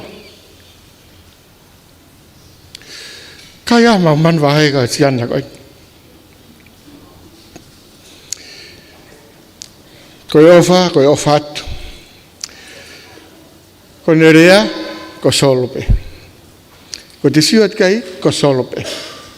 Ko mea kune whai, ko solope moiepe. O wiki whakalanu lanu na solo, ke kehe mea kune tala mai, ma mea koe kune whai, ko mea kune te siwat ka solo, ko mea kune siwat, ko mea pete te mau mi ai. Koe, pepe solo koe alu kita. Ko tō taha koe koe kene, Ma le rei ko e alu ko mo solo e to ke alu e to fok ma e to talando he never ke ko ya ma si te ke ki ha fe ua li ta ula ko ne li be solo fa be vai fus ki awen pa tangut fo ke mi sini wa he to da fus ta ula Pare pauri a ko ya ma uli to valvalo ta ula ko to da fus ko te na ko mo solo ko fus ta ula ka ore va be ku ma o solo foi tau anga to ton ko ke fai tau ma tau ko no foi ne mai solo foi mia ua ko ni to manat meri ki ai ka te uri he me ai tol ko tui pe me manaki ka ngou e solo hange ko ngai tala monu ngai ta manat meri ki mua ko mo on ka to ha me ka to ha siaini to ha hopa ka to ha pat ko le ta ko solo e fai aki ai ot pata ko ya pe ke ta ai ka re be ke momo ke ala ke be ka fono ko e matala o ilo pe so i fa fo fa ne ngo so ka to ngo e ufi o tala no mo fa ho ki uta si e ko ma hu o tam go Kaya ka pau ka tun pe kwa e to ki tuku pe huo he fuke kwa o mana toni na maungo o e solo ki afe hoyo alo ai ki ko ha uta maro mo sese ko ha ma o ke si ko kai pe ba solo kai e ni ma ko ala ni ma ko tata aki ko pe o swata pe kai mo ma ala mai mo uia solo ko to yafe ko amana klere e ngowe fai ngawe ko tam go gutu ai tala e ngowe te ule ai ofa o fa tu fa fine maka ma mo ui o be te solo to naki ke ha wafe pe tu fa tui amanak le ma alunga pe of ko fa vai ba mo mai ba mo kona na mau hola me na fi no be na mau findu kona pe mai pe mo inu ko hola ya hon ko ka tu at mo ani ko ngau ya eta mai oi ki ko ka he lau he kau he tō tenga e whai he ta mai o eki koe ni mo hea solo e nonga pa mai keresi a eki a vai whakapue pue vai tau le rei te maari ai te maa pare kalaune maa ni wafta mai ma me alo ma me lau maari maa ni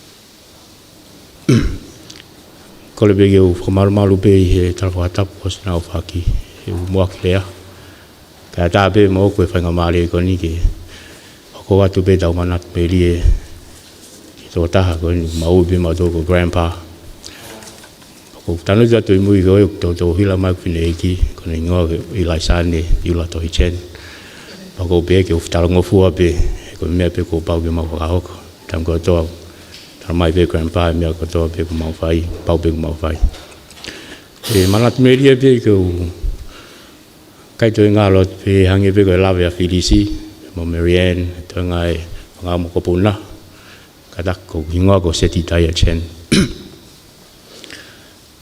ko e algi uta pene ai be he hivango fulu hiva fa hiva nima hiva ono hiva fit hiva valu hiva hiva hange be ko lave a filisi la hengo e a grandpa Pena mau kau mau toli e tau ko ia. Moni te whalaite. Smai no pe ko mau fok pe mea biako ko pau mau heka e ki iuti lan himpulu. Tali mai pea. Aku ia taimi mau pe te mau ki tuai mai mea biaka i kai.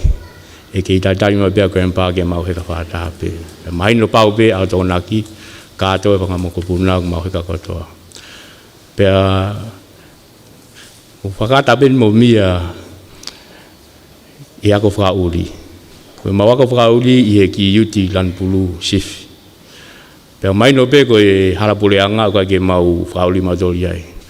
Ka koe mau whawhia tupe ki hala koe ni tok mololo. Al ki he tō tupu koe ni a masao. Apsiasi. Tu mea lele e kawahala smaino e ia to taha ki na whao ako whakauri. Ako mau white ki ake mo mia mo ti pe ko hai alki mua smaino pe ka huala ko e tau e pae mui ulu pe ko ia umai ai ni maa ki e tapai kete. Pako me kata foki a mia mana tua pito pege ko puke ai fohe ko pau pigi ngo fulua ko ne ki ha si be mi ai ko tau ia e pae fu ka ko ya ko me ala me grandpa me a be gule li ta ha ne fo ki be ia ha ma ge me ge family o mau kai be ma to me ham kai fo ki be me li ta ha ki ta han ko to pa ka ki ngalo me ko ia e mo tuan kato be ai ngau mo fa hoko kato be ai me ofa tuan ma ma tolu mo fa kau be ko hai te ma la fa ki ai wa mai ki he ngau ko ni he wot mo tu hangi ko la be mau family ko me niwa ko ya tu be ki mo tu fa wa nga grandpa ko awin ko warat ino top tap fa ma ko mai mandu ke alo ko mia he fa tangi be ko e hingo ko ia ke te nau ilo ko toa pe ha ku yuia me atatau o ua me atatau lomuka me atatau ha feva me atatau kotu me atatau o ko fa kau angi mau family ko toa pe mo fangi o mo tu ko toa tongan kau kai pe ke ngalo ai ngau ko nu ma fa ho time ko toa ko mana tu pe ki ngo kui ai nau fare pe no nau ko ke mau fine ki ka to mo uncles o ka to pas ma ka to be ai ngau ma lo ko ki mau to fa ngo ko pun pa ku ya fa ma lo la ya tu grandpa ia ko ku ki fa ma ka mau to lu ni ngo pe si o lea ka ko fa yo ngau i longa o pito pe me ko to a tu fa o sia tu pe ki manat me ri ko ni ngo pe nai te ke u pa ya ta mi ko ya ta no mai pe fine ki ma ho fo ki ku fine ki mo to ta Taiwan pe na e fai ma li Taiwan ta mi ko ya a o si i mana mo be i loto ke te fine ki pe na loto pe fine ki ma fo ki mai pe ki tongan pe na e lava nga Malia grandpa mo grandma ke na mai ki Taiwan pa ko foki mai ko ia uhala pe ko e mana pasien na tu to muy mai ki he ki vakapuna pa ko na lova mai he me alele ko e tape family tafe polisi mai no pe ko lele va lele oma ole mai polisi Taiwanio le mai ki he frauli kame mo kaba ki ai ke silo be speed limit pa ko e fa ko angolo ki ai kataki ko to ta ma uinga nyu tanu tu mui to ta fa ufficiali diplomatica me tonga pe ai time be tu hui fo ke sa to ne grandpa mu ke to hanga ke polisi tu be ya hanga ki mo li ni ma be tu mo polisi li e be mo ni ma be tak mai no mai ko ne ta fa ki ni wa ya ko pa to be grandpa ka lai tai mi tau si ka Asia ka to po to be mo grandpa ka pa ko na lo va mai ha mai ki mara ba pun na wa mai ki tonga ko tu o si be mai na ta hambi ai ko whaare mai aku whine iki, pako mo mai ki tongani. Hea o whalahi atu ki mo tonu katoa, maalo lahi atu mo lava mai, kutui whiawhia o pito grandpa. A musi e au taitari mai ta whake taha, toi ne tau tolu, ke tau toki. Whakoko atu tau whanonga, ka kua taitari mai grandpa e ta whake taha. O whata, i otu mau malo.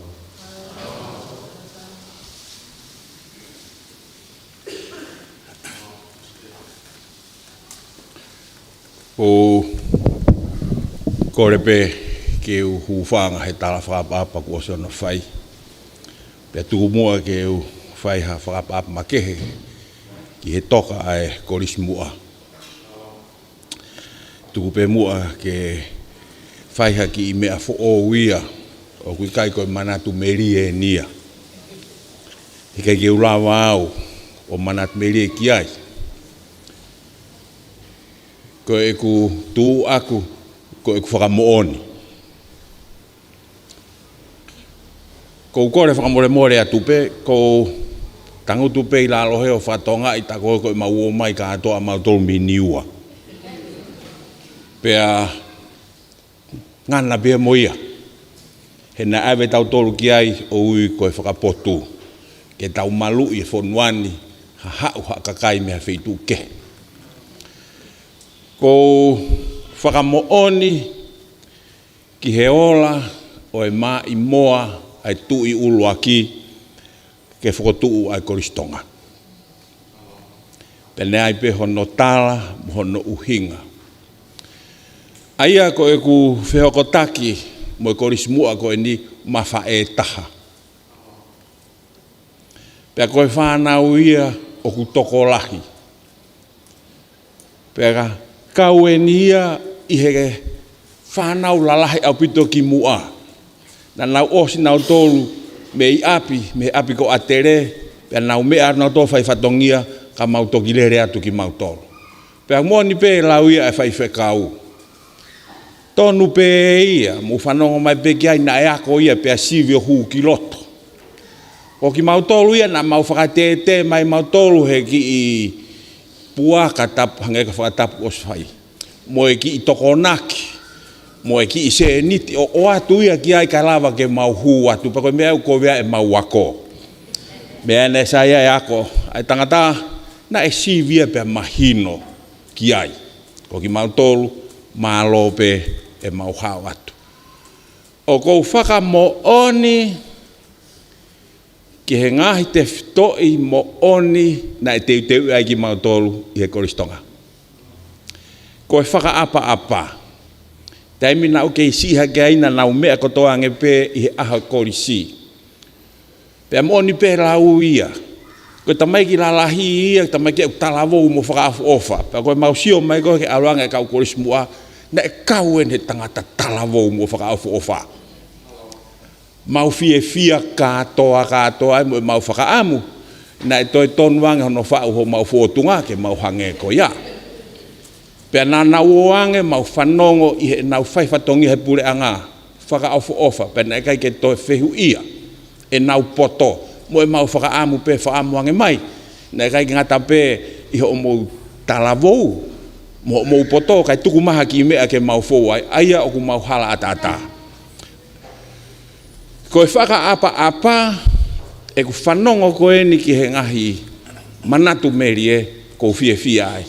He ko e whaka moonia e tangata, i kai pe ngata he whaamiri na e tupu ai, kana e to e whaka mālohi ia i he koristonga. Ai whaka apa. Ko whanongo he tānoa ki he ne mamahi mea, he kai ke to e tānoa ki ai.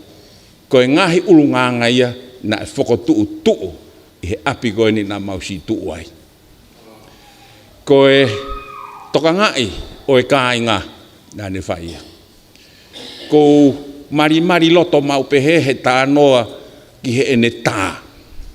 Mau e whihia kātoa ai.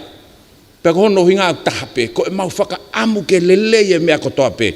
Ne te ki a uange tāla ke mau whaka more. Ko mea pena a koi, ko whatongia o atu, alo whai, pe whai hore rei tā. Pa ko mau ko whinga ke si e mau whounga, ku mau whaahala i o tā. Ko ia ai kāinga, ko le whakamore atu, ko mauanga whaka atere pe. Ko rere atu ki Papua, ko rere atu ki Solomone na iai, ai kau korisi mua na ngā whaiwhekau ki ai. Pea ke iai e mātu ai na nau ke iki pa koe nau tala noa ai ni ke kau whaiwhekau o si asu e siri ana aha koe. Koe kakai ofa, na ua mai o hoko koe kakai e whonua ko e ni. Kakai poto na na wako e ki mautolu, wha ngā ue, kai ke toha ngā ue whaka ofa ke na nau tala mai. Pea upehe, e ai pefo i mea te nau toki tala mai. Pea koe toki o sipa nau pehe mai. Kana e peheni. Koe kau tangata i ta au pito. Koe mau wheharagi pe tāki mautolu. Koe pehe, koe api e. Koe uhinga ia si e na mautono no pehe, na e a koe ki mautolu. Koe whatongia atu koe, te ke alo mate ai.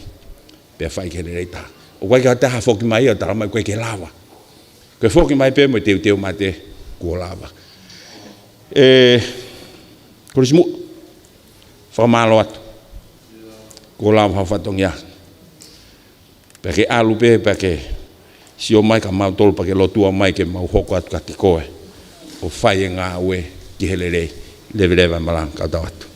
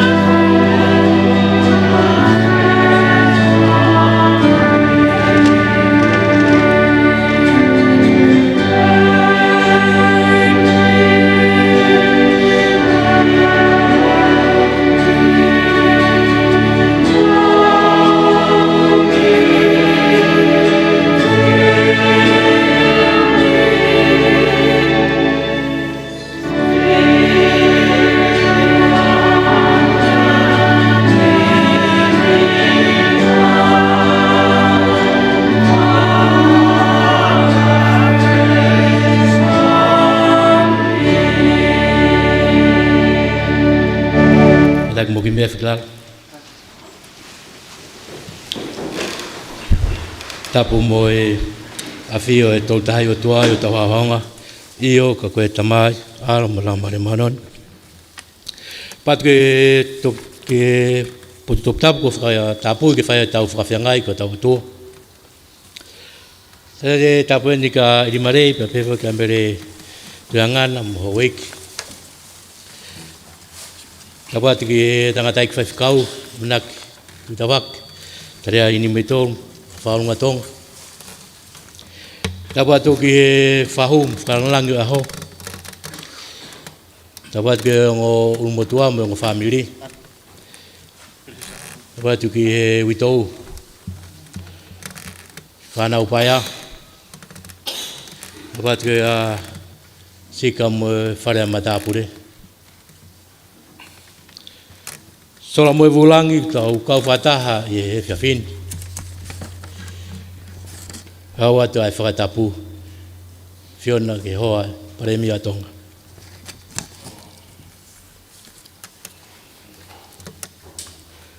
Kuo tō ai whahinga kaukaua. Kune tau ai taulerei. Ne lawai whapuepue. Kune hui mafu, kai tuku ai tau. Kune hiki atu, ki alofio iau. Tari rei ki moutolu, ka ungai whapureanga pe pewe, maheni me whamiri, api ko sa paula e wa fa tau eki lo tonga e tami fainga tan fa fita tau ke mau pia sisu ko ia e fumbafi tulo watu lau mari o solo tunga o tau ia i wata koe pe tu mua ke te wa e folaua Solomone mau ofalaiat sol Dios no pevo ko lau mari tu afa e kiat mal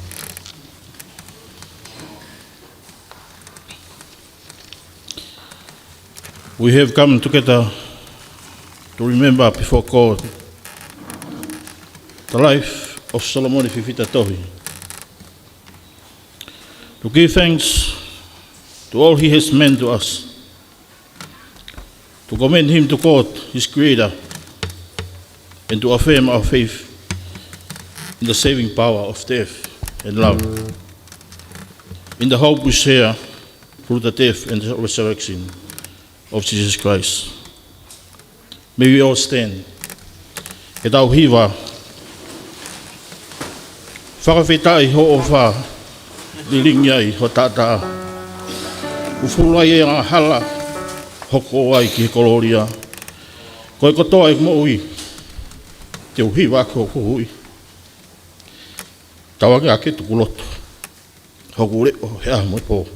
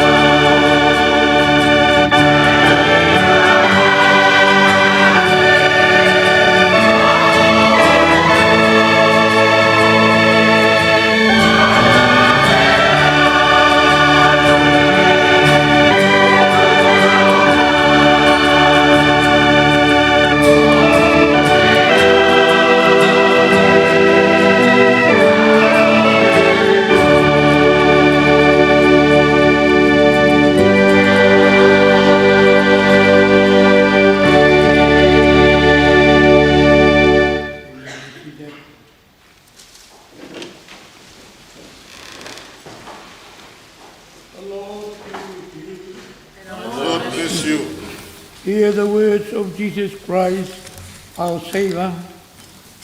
I am the resurrection and the life. Even death, anyone who believes in me will live. Blessed are the merciful, for they shall receive mercy. Blessed are the pure in heart, for they shall see God. Set your troubled heart at rest. Trust in God always. Trust also in me. Come to me, all who labor and are heavy laden, and I will give you rest. God so loved the world that he gave his only Son, that whoever believes in him shall not perish, but have eternal life. Therefore, although we have been parted from Solomone Fifita Tohi, none of us need even be separated from the love of God.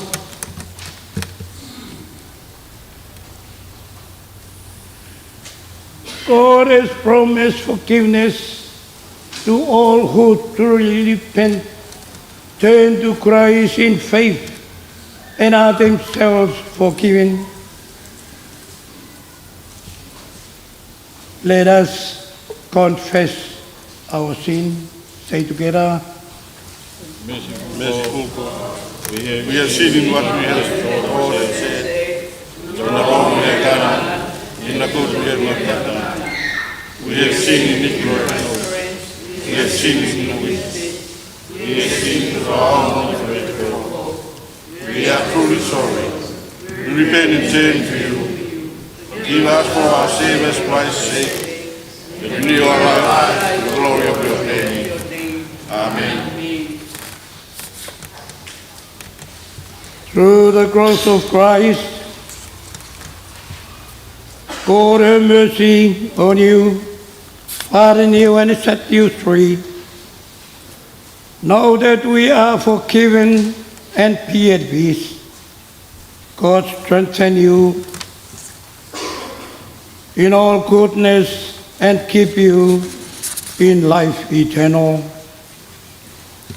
Amen. Amen.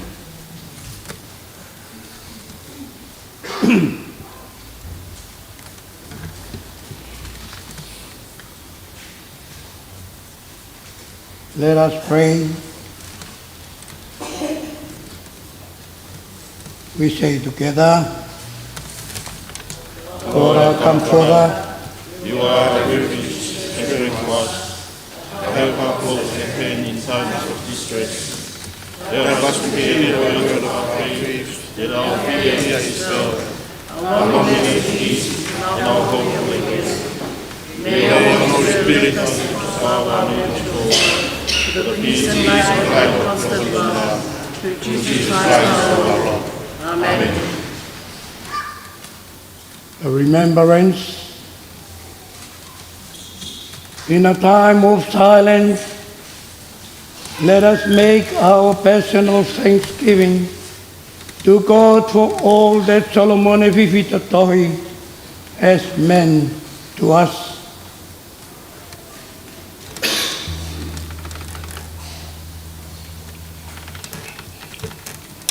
God our Father, we thank you for that you have made each of us in your own image and given us gifts and talents with which to serve you. We thank you for Solomone Fifita Tohi, the years we shared with him, the good we saw in him, the love we received from him. Now give us strength and courage to leave him in your care, confident in your promise of eternal life through Jesus Christ our Lord. Amen.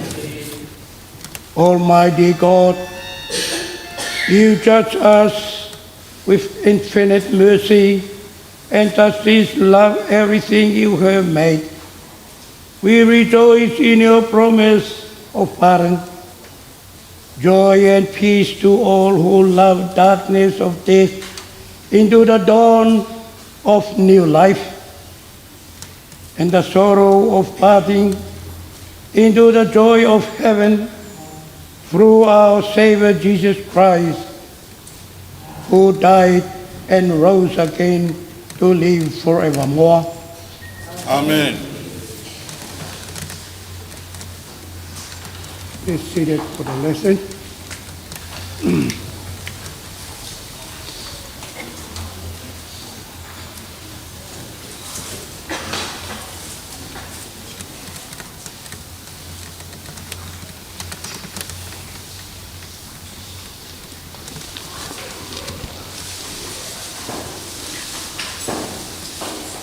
The psalm for today is taken from Psalm 131.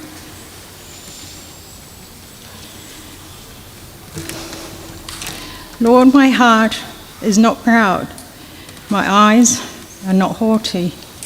I don't concern myself with matters too great or too awesome for me to grasp. Instead, I have calmed and quieted myself, like a weaned child who no longer cries for its mother's milk. Yes, like a weaned child is my soul within me. O Israel, put your hope in the Lord now and always. Glory be to the Father, and to the Son, and of the Holy Spirit. As it is in the beginning, now and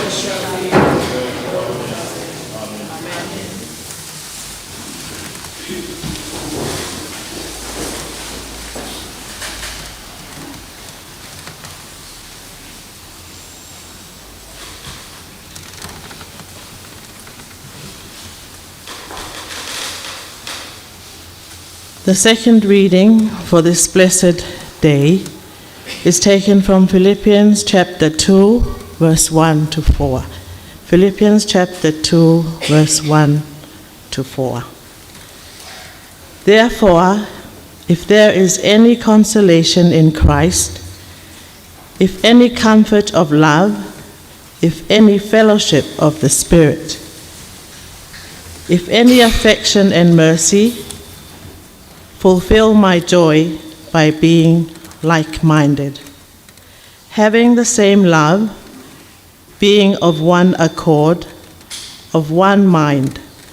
Let nothing be done through selfish ambition or conceit, but in lowliness of mind, let each esteem others better than himself. Let each of you look out not only for his own interest, but also for the interest of others. Hear what the Spirit is saying to the church. thanks be to God. Ara ke mo mea ke tautoi hiva. What a friend we have in Jesus. All our sins and griefs to bear. What a privilege to carry everything to God in prayer.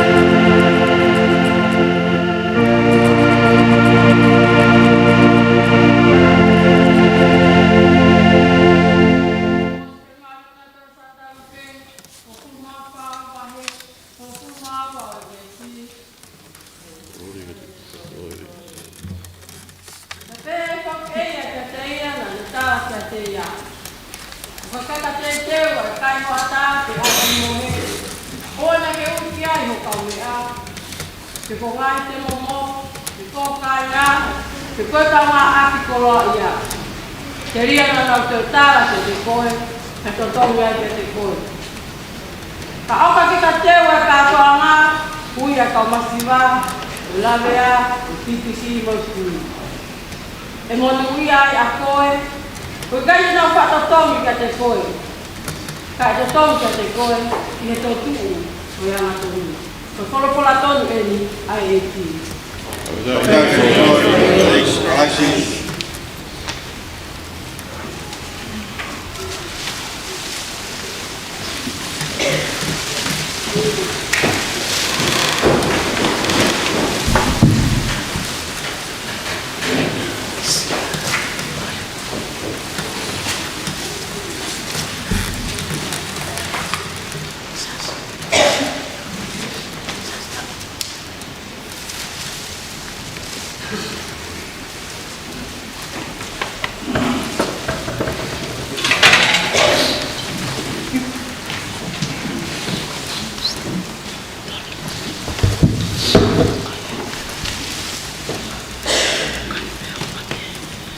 Whangai whakatapu ko osa nā whaki.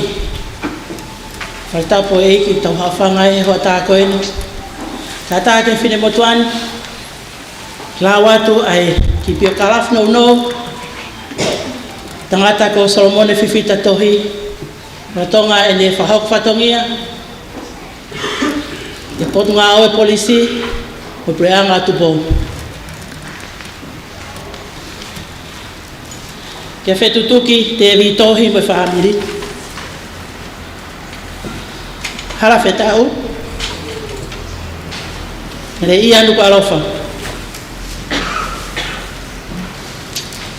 O koe whakapapaheni kai whahoko atu i he tohini. Ai pōpoaki ofa mo iongoi whekau ngā mamahi mooni. He eik pare mia. Honorable kua kawa meliku. Ka moi pureanga o ene awhio. Ko wihi ko tau whakafa, ko hake tonu, i o moloto whare. Ka mo e lea wao kakala, he alofi, o hono taloni langlangi. Hone whakamooni ke tala, ai wholofola. Ko mea kotoa pē, o piai hono taimi. Ko e aho ke whanaui, ka me aho ke pekia. Ko e aho ke tō, ka me aho ke taaki ai mea koto. Io, o hoko mai ai ui, ta tole e ia e o toa mafi, pe tari ko au ki ai, a si Solomone whiwhita tohi. Ka kua o slava hanu whatongia, ma onga ke pureanga tonga. Pena kai meri e ai e whonua. E ola o en whahoko whatongia, ko si pinga fisfisimu aia, e mo ui, na lalanga ai ai to'o whatongia ma te akiri i oa, na fuesia, e si Solomone whiwhita tohi. O gaya manat melie, pa manat ofa, ke fua whatongia o skia verenga, na fuesia e Solomone whiwhita tohi, e lorotonga o taimi, na ne touanga ai i whatongia. Pia moe whonua. O whai he la a pia moe uha, ke he ke lava hono whatongia. Pia nguoni lewa a lea au taka, o kumapaki a wha, e kei ala tangitangi, mo manongi a hono tuoanga. E aho taha tolu o Februari, tahiwa ni mahiwa, e tari ai e whakataha kabineti a ena fio, ke whotu ua ia ke lakanga, ko polisi ifi, pensmen de potunga polisi tonga.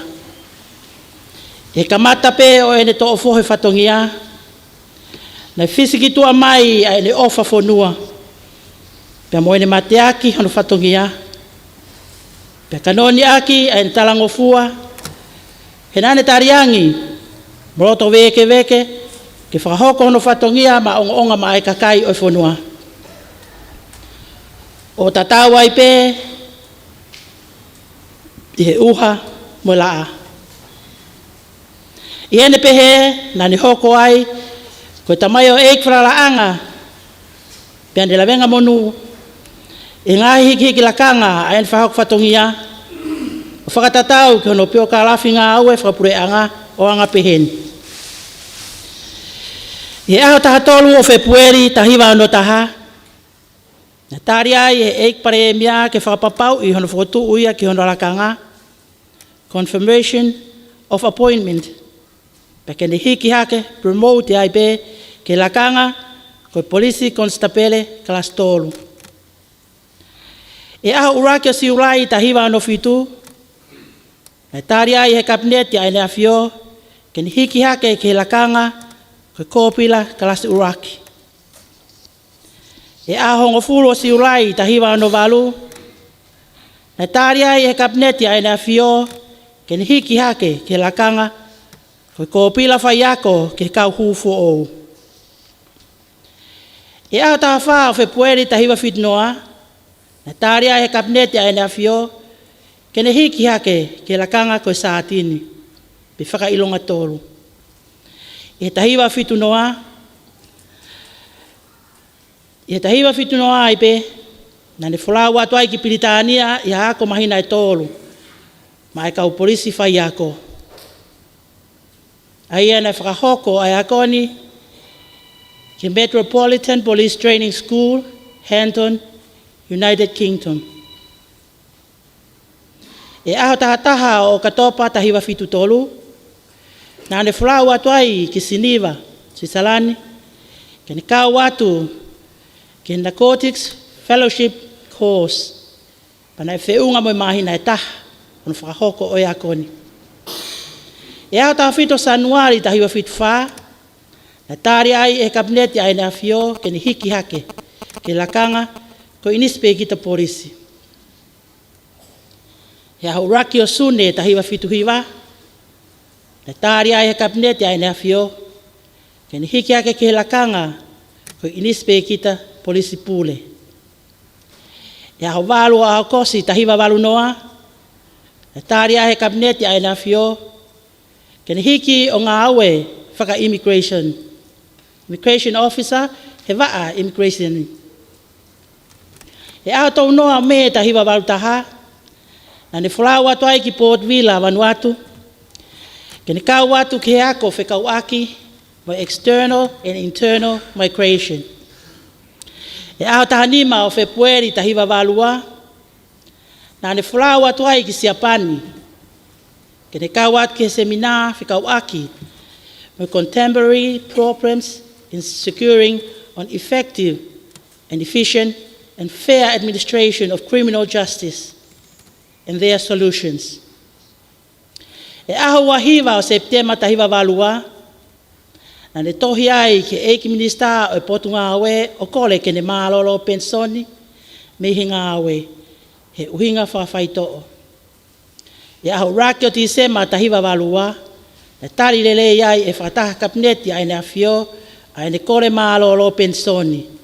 Pea ke lau o kamata me aho wataha o Februari tahiwa walutolo. Ko ene mālolo eni me hinga awe whakapolisi, i hono lakanga ko inispe kita polisi pule, pe Chief Inspector of Police. Pena rahi foki e ngahi lakanga maolungange, na ringa awe mole ore o ai lorotonga e ne kei whakahoko whatongia. I kai ke ngāta ai, kana e lahi me ngahi ako, kai umaa e ngahi whakatah, na whakahoko ke ngahi whanua muri, na ne kauat ki ai. Ko e oko ai pe mono teke mo po waki, ai ne ilo ke ono whakahoko hono ngahi ngafa whatongia. Makatuunga e ne ngahi whakahoko whatongia maonga ma e potu ngā awe, na whalala ai ai kautaki maolunga o e potu ngā awe, o ne kau ai he ngahi hiki ki lakanga maolunga, ai potu ngā awe polistonga. Mea pango, ko whaingata a whakaesino na ne mo ua ai, ke ne wa e tu ua si ane whakahok whatongia lelei ma e potu ngā awe. Pia pāwai, ke whai tūtūni e toke tā, ke ne māloloa mi ngā awe. Neongo ko whai ai māwai, mo si tamai o ekini. Ka hei kai pūri e pureanga o ene a whio mo hono kakai. Whanā whotu si ane whai whatongia le lei mo tōtō iwi. Pene hoko ko tā sipinga le lei ke kau muiaki mai e potunga oe polistonga.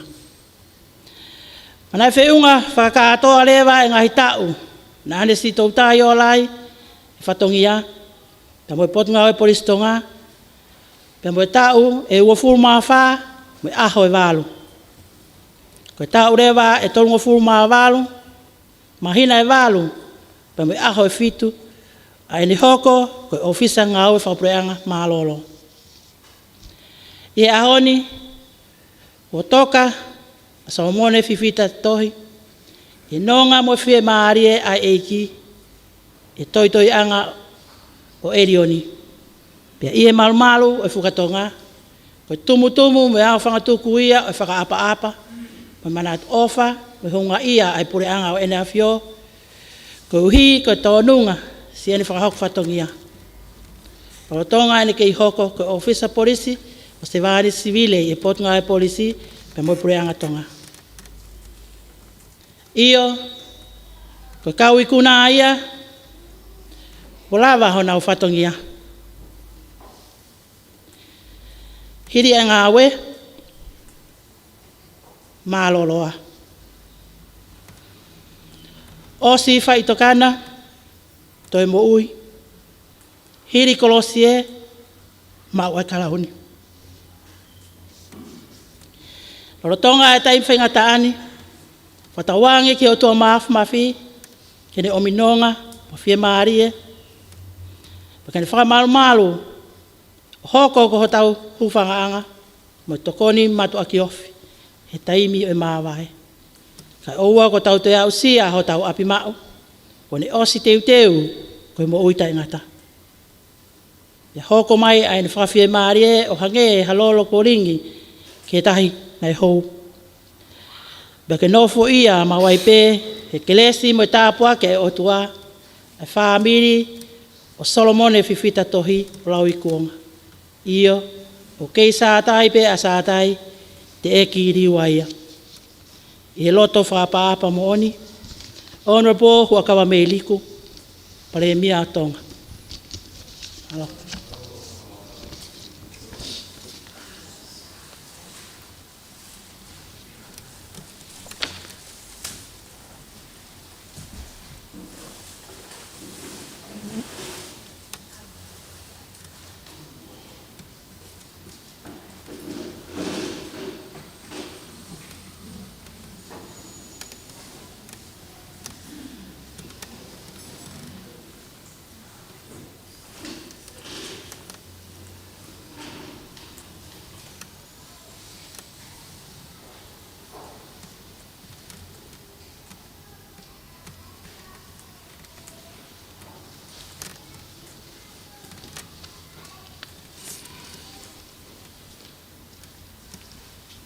Tulau pe mua ka hufanga te ngai whakatapu ko os a whaki atu me muani i taimi katoa.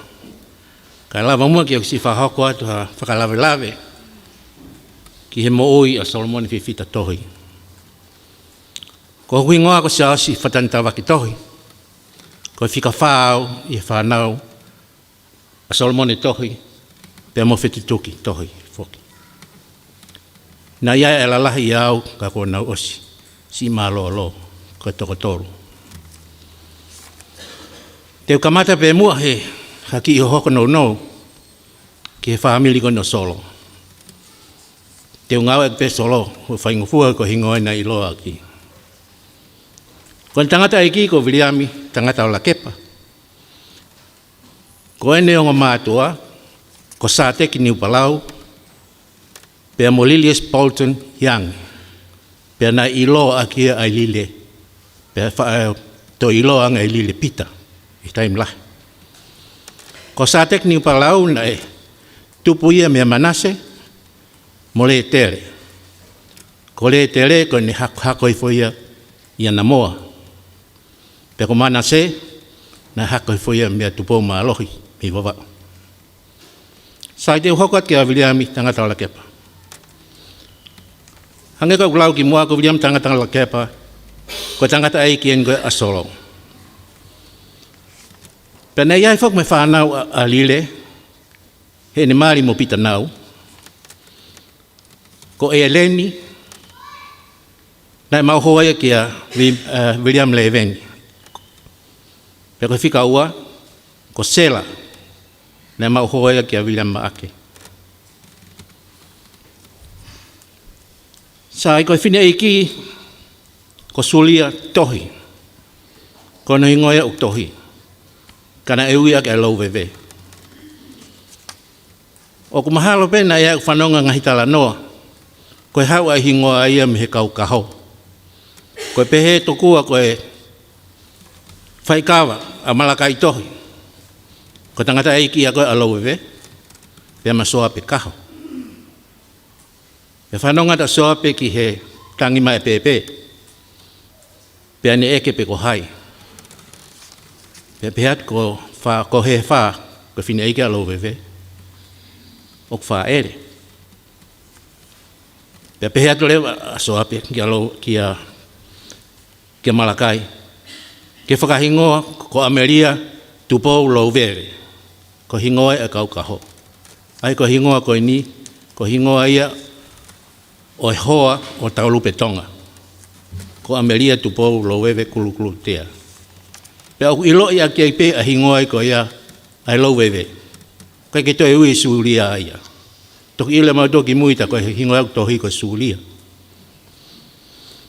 I whanau koin a suulia lo wewe, mo malakai tohi.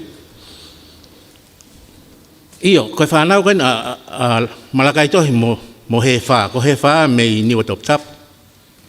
Peko malakai tohi mi hapai. Ai o kia lo wewe. Peko e whanau ko ia ko e lahi ko Pauline tohi. Whika ua ko Suulia tohi, ai ko Ameria lo wewe ia. Whika tolu ko Tevita tua ki moana tohi. Whika wha ko Sione i ka hifo tohi.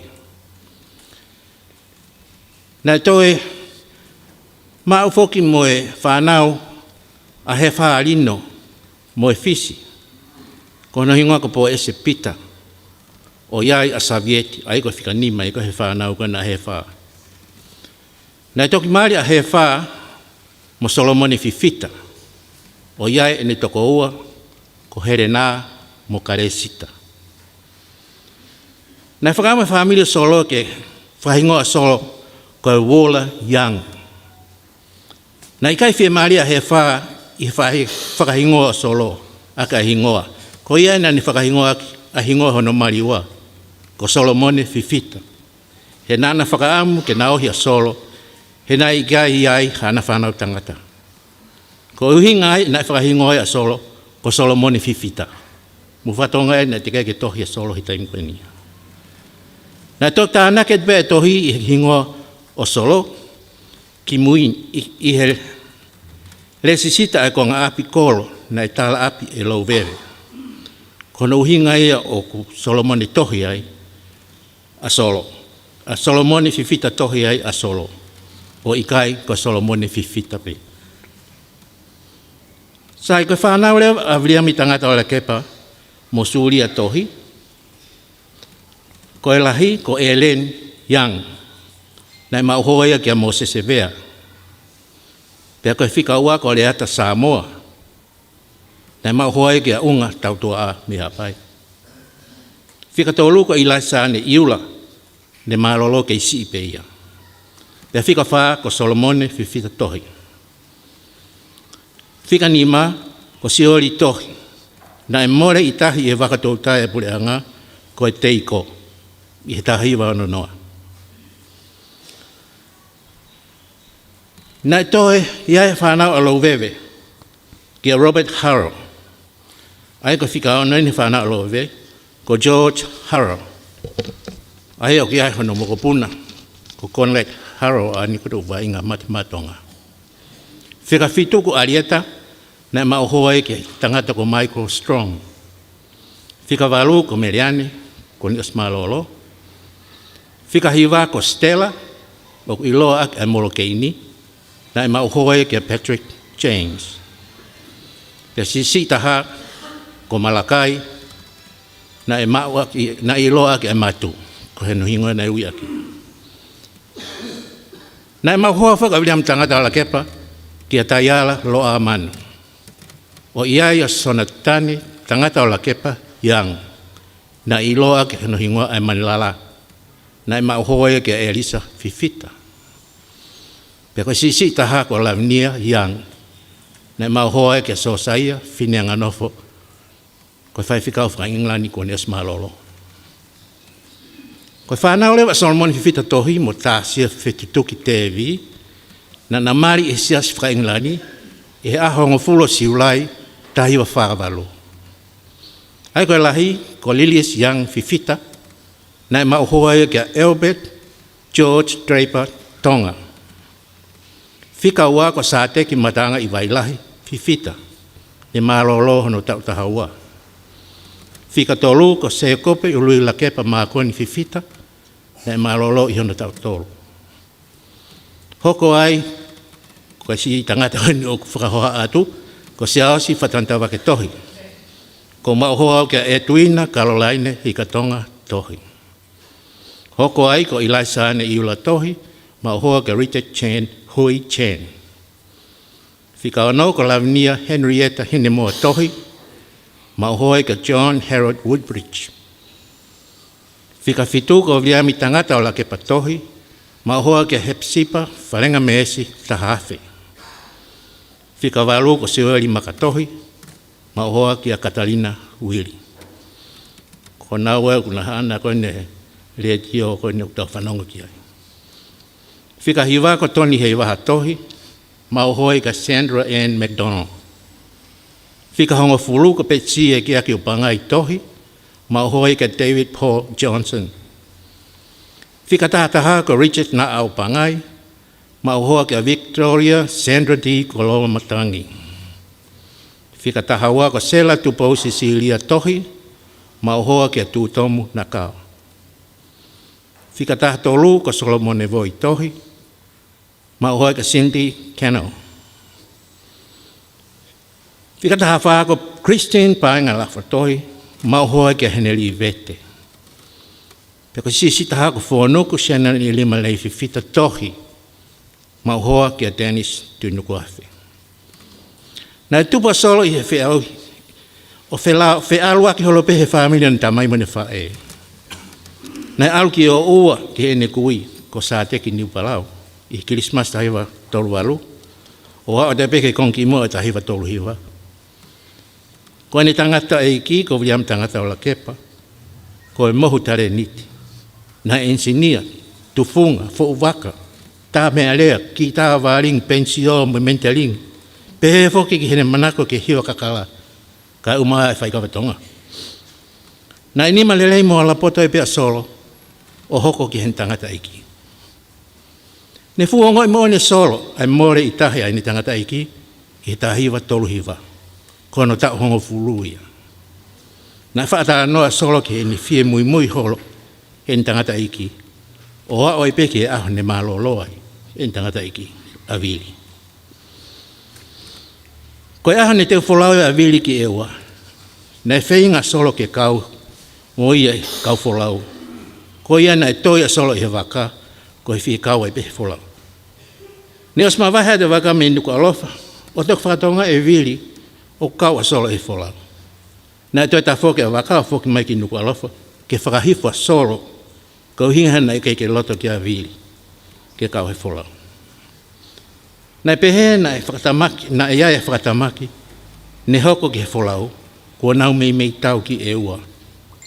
Nei whainga a vili o ne lava ke ne whakahawhi ha toko ua nai, ki uta. Nei pehe na toi whainga ta vili ke he tōta, ka kua ne hela ia, o na au hi ai pe, o puri, i o seni.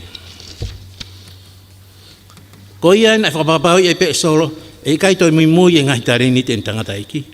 Hange ko tufunga ngahi waka insinia ta mea lea mo e ngahi mea pehe. Ko e uhi na toi hoko mea pehe ke te ia.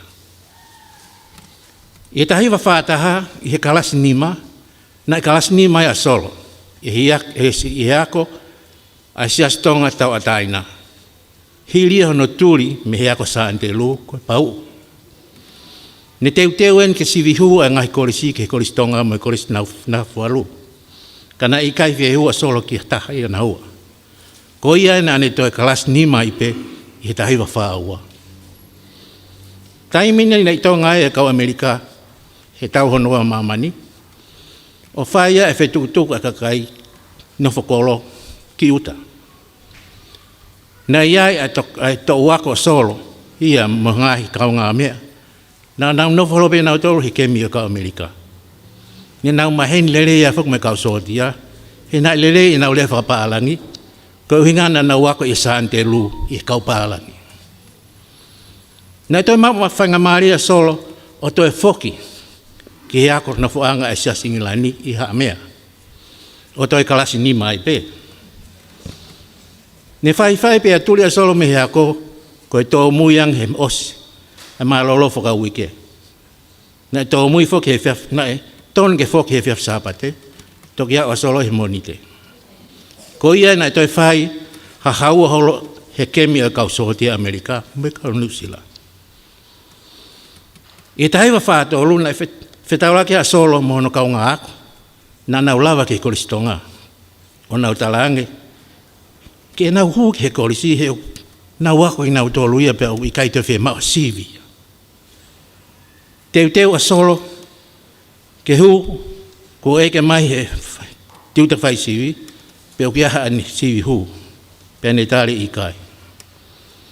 Ai ko tala noa koe nei whakahoko te tali ai ni mei tolu. Ai mea koe nei hoko koe ke tangata I ki. Ne alu peo sivi me pārangi pe tali ai pe ke huu ki he ako.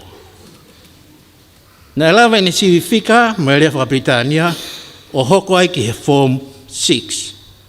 O ne lawa ia a School Leaving Certificate I tahiwa whāwha. Koe tau tahani mai no solo.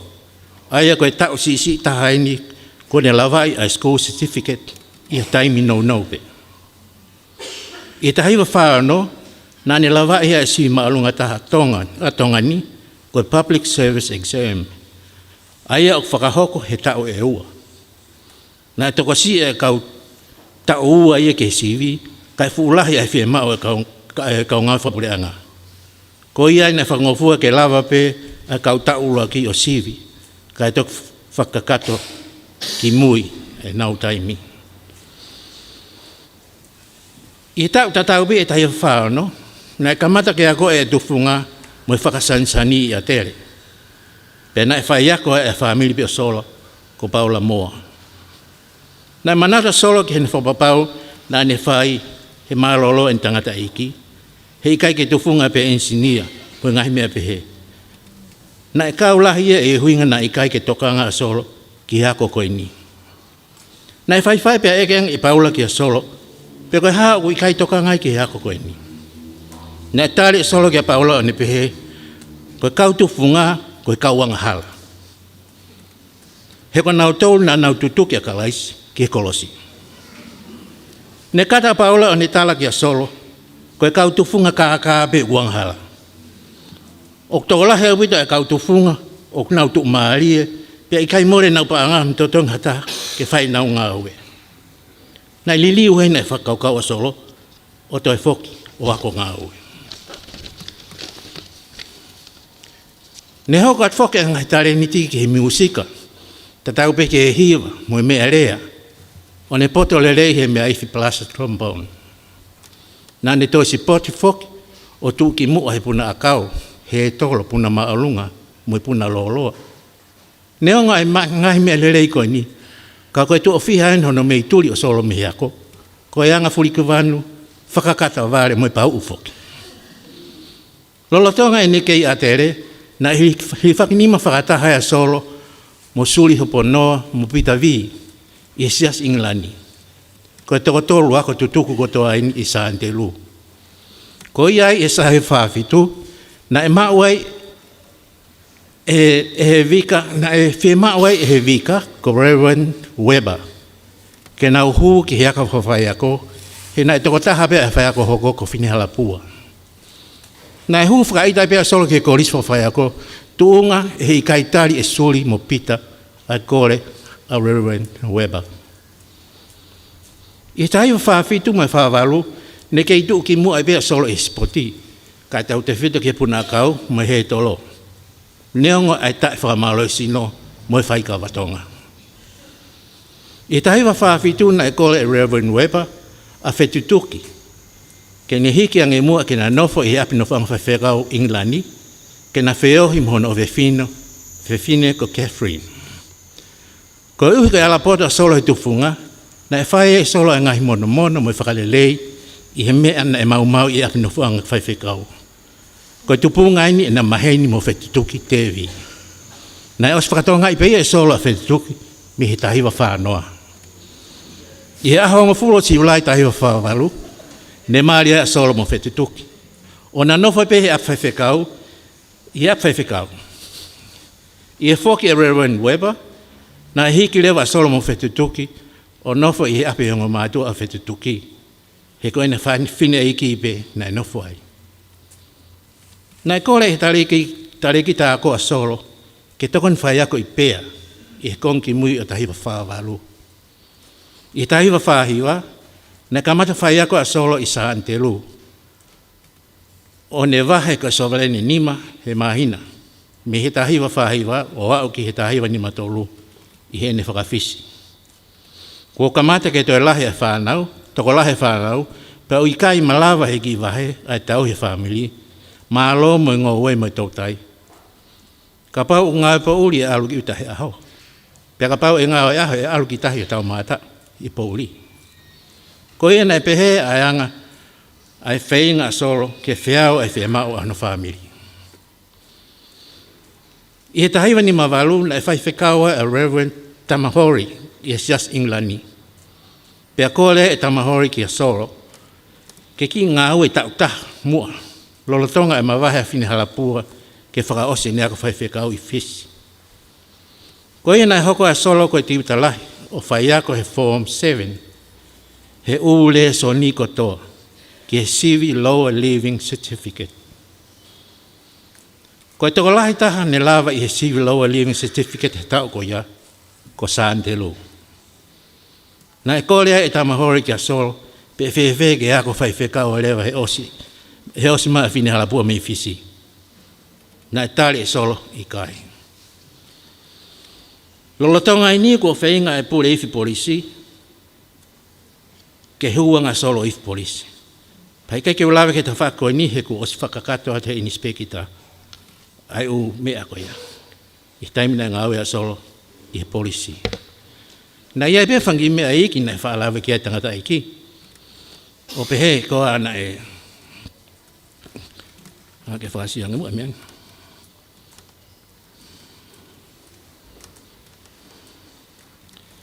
Ia nai pehe e sola na e ai tangata ko Mr. K. Ko e matatao me Britania. Ne lava mai ki tongan ke koe tokoni ke potanga polisi. Pe hitaimi ko ia na e kaua sola e polisi whakatotolo, polisi kuri whakatotolo. Pe i whakatonga e Mr. K ne aluholoko he u tawhaaki whakapolisi o nau whakataha, na iai maupe e whakatonu lea. Pe nai pehe na ia o mai ki polisi kuri, ko Paula Vivili na whakatonu lea ki ai. Pe pehe atu e Mr. K ki e kau whakataha, kau ke ha mea unau toi whie lea ki ai, pe nau tok whetu utaki mai ki ai he ose a whakataha. Ose a whakataha kua ose hiki nima soloia, kua ne ngahi whihui. Pehe atu lewa a Mr. K ki a Paula Vivili, pe kai ke nofa mai ke whakatonu lea ki a solo. Tali ate Paula Vivili ki he pālangi, he does not need one. He was my teacher. Na eke he pālangi koe haule leia e lea whapālanga solo. Na ne tali, na e ako he Anglican Mission Primary School, St. Andrews, whakataha mo ne nofo holo he kemi o kausoti Amerika, mo Nusila. Pea kona tau atu koe hoko atu koea, o ne osi whamatala ki ai, ai ni spekita. Na iai pe ngahi mea lahi, na e whamatala tangata i ki iai, e taimi na i Britania ai, o whai e ne ako ki e polisi. Na e pehe koe ura ki Tongan High Commissioner ki Britania ko Baron Bayer. Pea na e kātonga e wholau, e fuafua kau atonga ki he United Nations, i he Westminster Abbey. Pea koe whakahistoria ini, Na e whiri hena solo ki hatoko taha whakanofo he aho ko e uhi kani sias inglani. Na manata solo ki he ne lulue mai me hono ho te le ki he Westminster. Hena e ofi pe. Na si ofi he kakai ko uhi kone teu whakatonga. Na me mei tō muia solo ke whakataha ko uhinga ko ta ofi he kakai o eke. Pe koe whanua whe. Pe koe ne hao me whanua o Queen Charlotte. Ne o wara e kakai tonga na e whakatoanga. He teu whakatonga solo ia. Moa ki kakai whiwhine toko si ipe. Koe toi ngā ene te teu ne nau teu whapalangi. Mahalo ne nau whakatomala i kai ke nau teu whakatonga. Mo ki nau tolu. Nā ose a maranga whamana tu. Pea na e whai e tali ki Marlborough House. Pea ne hangea solo ia toko taha maho inga. VIP. He ome e kau whakawhi o whailoaki moia.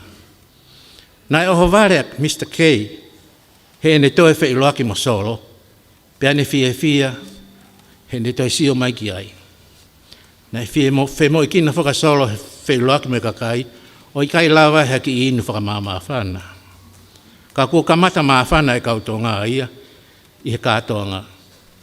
Ko ia na e tō ai ha whakamalo a Baron Vaia ki a solo. He ne hoko ko hatoko taha whakafonga lelei o tonga. Nā e tō e whakawai ata solo ki apino whaanga o High Commissioner tonga. He kōle a Baron Vaia ki a solo. Ke tokanga atu ki he mea kai mo inu. He whai atu ki ai a cocktail party he osi. Nā pehe he kau party. Nā pehe ne lele pe a party me he fiafi. O au ki hingi ataha. Koe kau mate koe where a kau mate kona. Whakataha mo kau tonga, mo kau pārangi. Nā e ose a mea kai, pia kua kamata ki kai toinga kai e kau whikaia. Koe tahaina e ngahi manatu me lia solo i e ne Britania.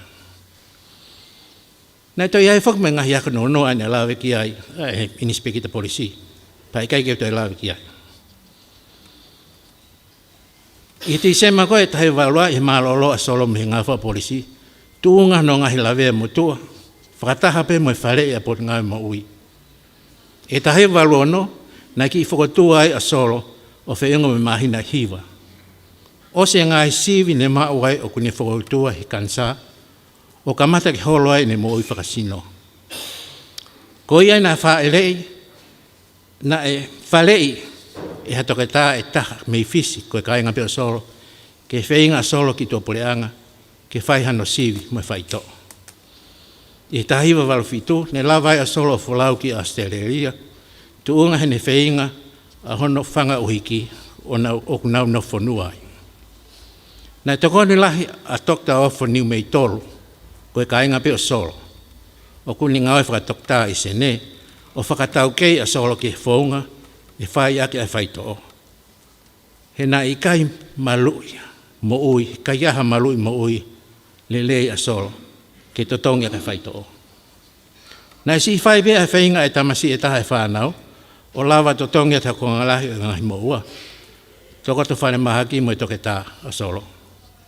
I he taim tatau pēna e whai e whainga, ha mea noho whanua a solo, o si monu i ai o tali e ne kore to whanua, whakatahai pē mo whetutuki, mo e toenga e whanau na e kei whakawhalala ki a tingnaua. Ne lawai pē ngahi sivi, o osi hono whaito o, ne fua kotoa e Medicare a Australia.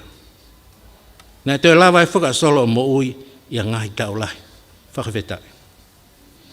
I aha whito te sema, ua noa taha whito. Nā hoko ai ha whakatamaki ki a solo, o ne nofo whare mahaki ai. Koe tupunga ini he ele tō o mawhiunga tamaki hono kia, ne hoko ini lotonga e whakawhiwhia he mari a hono mokopuna, ko toni kuri mo anga tohi.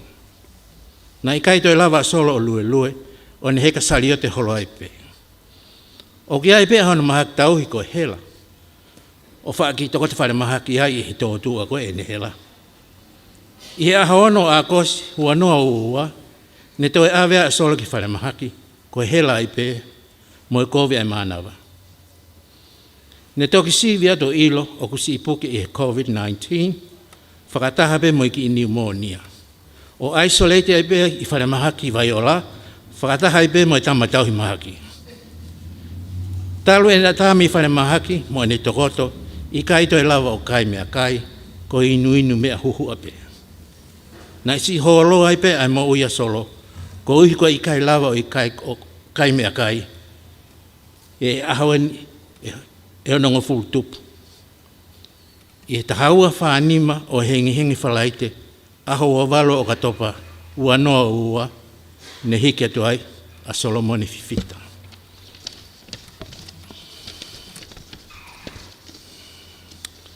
Koe malolo na solo fifita, ko tau hiwa tolu, mahina e fitu, mai aho ua walo. O kei mo ua hano hoa, a ta asia fetutuki tohi, kono tau hiwa whai. Koe tau a kene fit wha, mahina e ua, moe aha e ua walu, ai nofo mari, a solo mo fetutuki. Pea moe whanau e toko tahanima,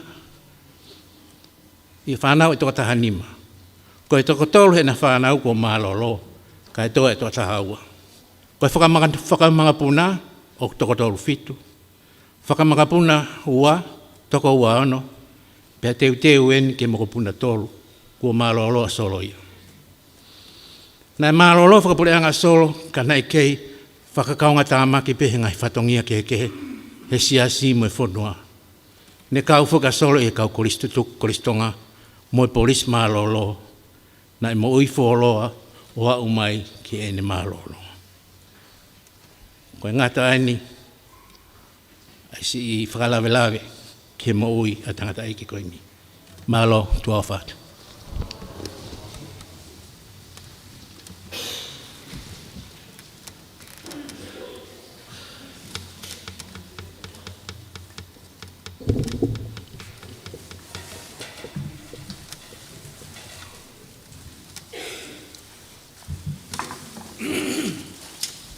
Lord. Eiki ko koe ko hoku malo mo kuhu. Toko ke lelei ki ho ao ai lea a hoku ngutu mo e whakakau kau a hoku loto. Amen.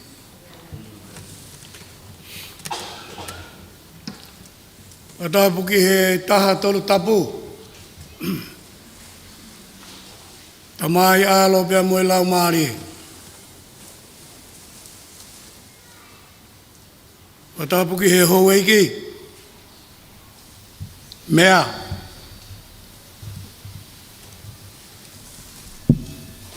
Patapuki he whahau.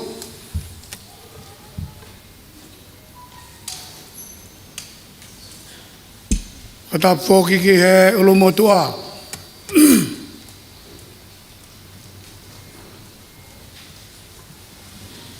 Patapuki tangata whakikau. Pore o sato tai. Pea moha alot.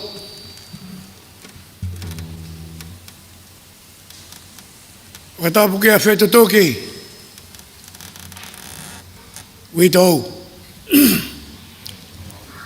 Patapuki a seausi mo e whangawhatu tehina.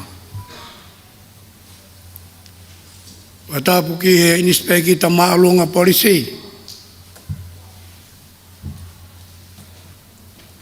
Patapuki a time flow. Mo e whawhikau o e koristutuko a tele. Kai tuku mo kea tā moa o ke whaiha. Whalawelawe ki he hoko atu ai mo oi ai tamai oi ki ko ni kutau hene ai ahoni. Ko whamalo ki he ngahi manatu melie ko tau whanongu mei ai. Pek si e aho ia ki manatu melie ki tamai oi ki ko ni.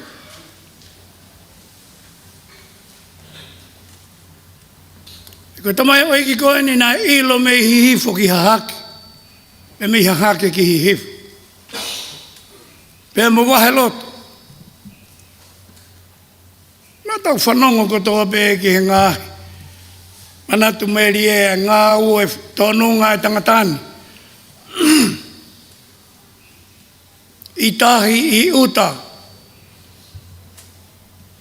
I whare i tua. Tau whakawhita.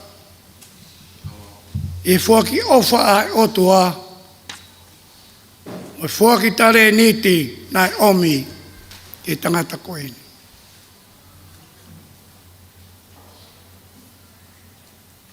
Kosperi mo yongongo lelei o e honi. Ki yongo lelei nou.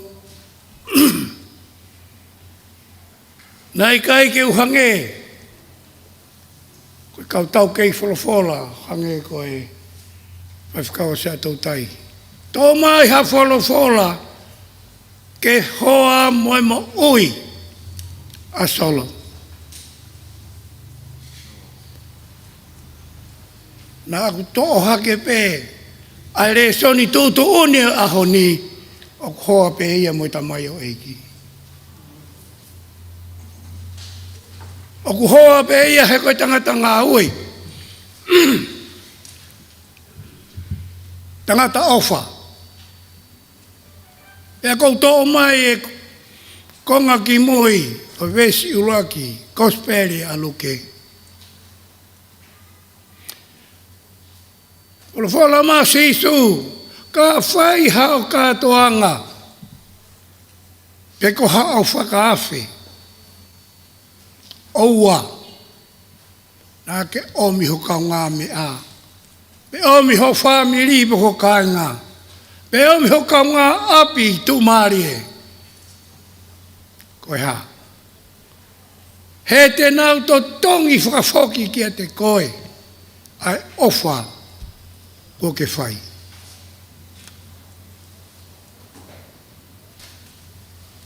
Koe toe wholofola sisu koe ni, me he tangata nā ne whakawhei a sisu. Nei a whio e sisu, uhinga e ne whakawhei, ke toi whakafoki anga e sisu, ha me a kulahi anga maana. Nei toa e wholofola sisu, ko toa wakunaki a honi. Peko whelawe ia ai kosperi o eho ni, mo tamai o eiki ko eni. A senita ma ui a solo, ofa. Pa te ukaweinga aki a senita a solo, ko ofa. E nai poloi pe a solo ia me i manawa, na tau whanongo, ki hono ngā hiongongo. E ne whakatamaiki, e ne hāma, ne aluhake, e ne tupu. Tau whanongo ki he. Ripoti mi he ni spekita polisi. Ai ngā ue a solona, ne whakamua pe ia teia ai ofa. Katoa ngā manatu meri e o e aha koini. Ko whelawe i pe moe ofa. Ko tangata ofa solo. Tangata ngā ue. Tangata o whamiri.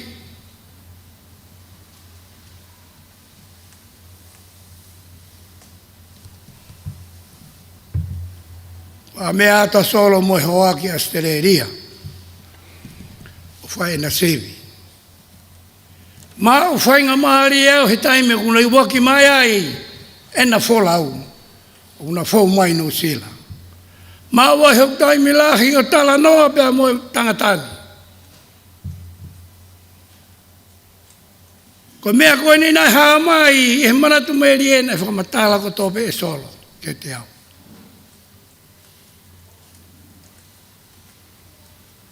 Tangata o whare, tangata o tua.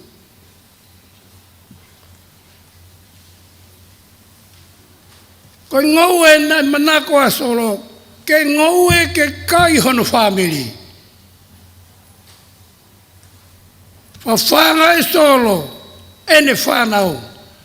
Ko hei toko lahi na tau whanongo ki ai. Lava be e solo whai. Ka pau koe wahenga nai tolai ni mahe mahina.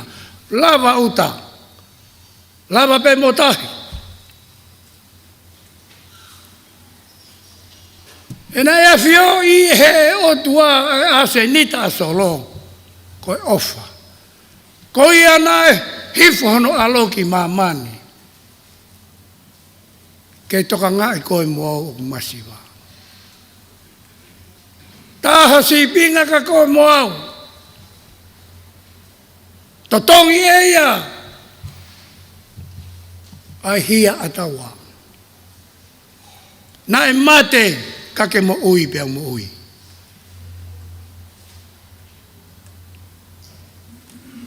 Na e pehe si pinga e tamai au eiki ko eni. Na i kai te ke sio ko ia solo ngoue. Pe sai e tau ni kai kove tau fo. O ku sai mau pe he tau ki he tau ki he tau. He kua fioi e si hova. Uhinga ngoue a solo ke tau ki ai to fia na e fuaki mo.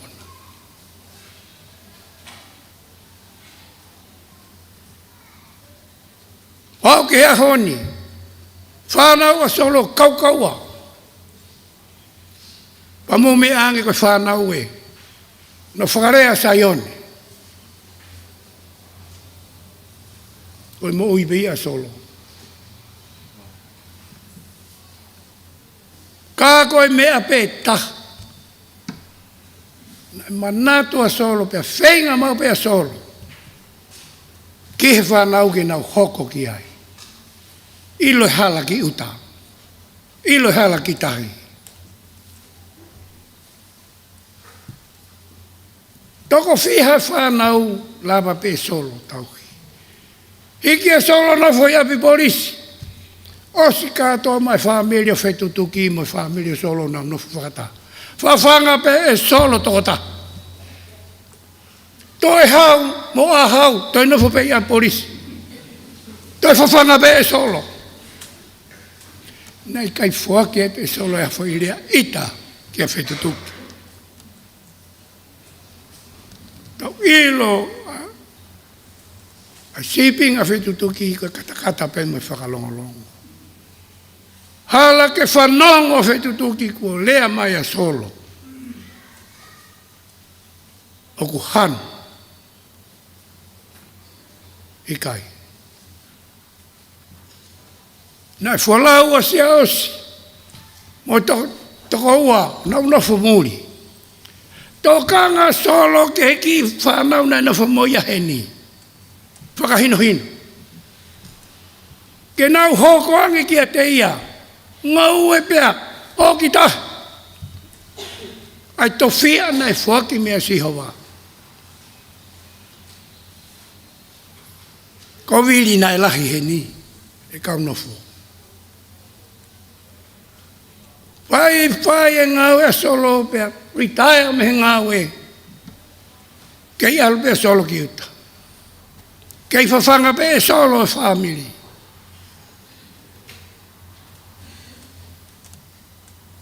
Ahe tahaku reanga solo. Beli. Ko whaka amu. Ko koe o ku lahi I tonga ni. Ko whaka amu ke hoko mai ka te au. Nā ku whakahino hino, pia nā ke sio, pia nā ke ilo.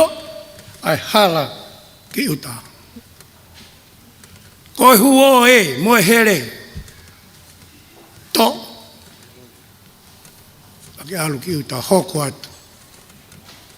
Ai ngāwe.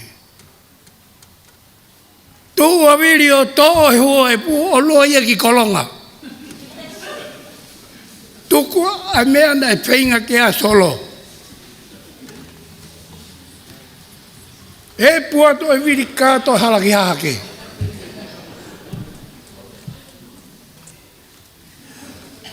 Sio a solo koe si makain.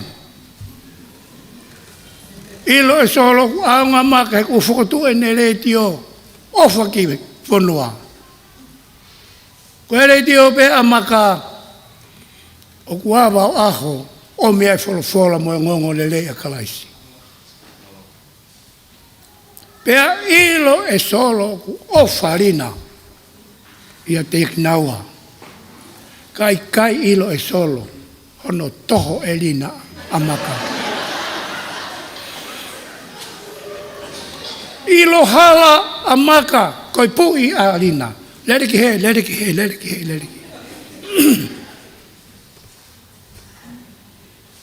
O mai e solo ai ki sisi ia tana kena nofo. Lea angata solo ka tana. Ko sue e hao ia koe. Ko koe e hoko ka te au. He ku ta nofo. Mea ngau e kui he. Io pea tana. Tūha ka pea tana ufi e huo mo mea o malu lelei. Ko ne amanaki koa naha aho e keng e solo. E fefe mea ngai tanginala. O whakafo o whokei, ke aha mea ngau he huo kei maalele. Alua solo ku o si lava hano whatongia. Ki he whanau, ki he waifi.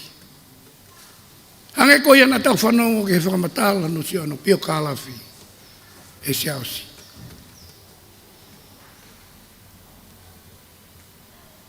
Hiki a solo o nofo i hala tau wha pe mo whaitutuki.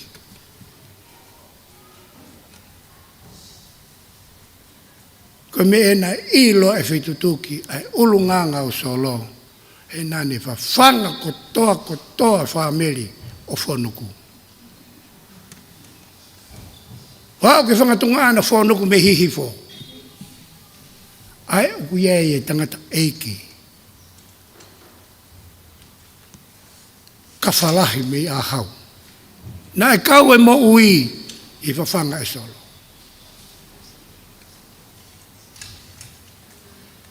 Tau nofo pe tau whaka utahangi. Kai aha te whanau tōrahi e mo ua hoto ata mai. Pe fe nau kai, pe fe nau ako, e fe ha. Nā e hanga pe e solo. O whakakau i pe. Eia tō taha pe. Whanga e solo mono whangatō whawhine, mono whangatā tehina. Kau tala noa koe ni si e pai tangatahi. Tamai o eiki aonga. Pea tonu ki a tolu ki tau wako hamo ui o pehe. Whakamua e o whaka e toko ni he o tua a koe mua.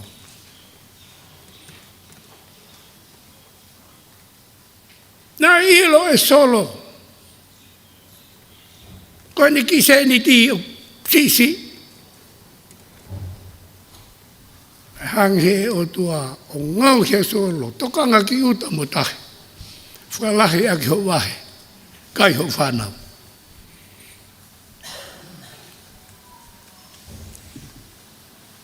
Toanga mea kua kai ene whanau mai whamiri. O toi au mai ke kau tau leka siasi. Tufa mai e solo ki ai.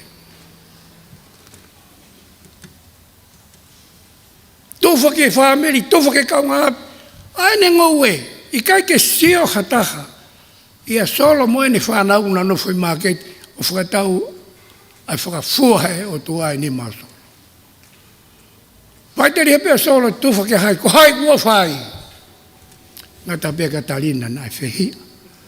Ia solo. Tuku ho tufa me aka tuku mai ke maukai. Ang e solo mu whakamore more.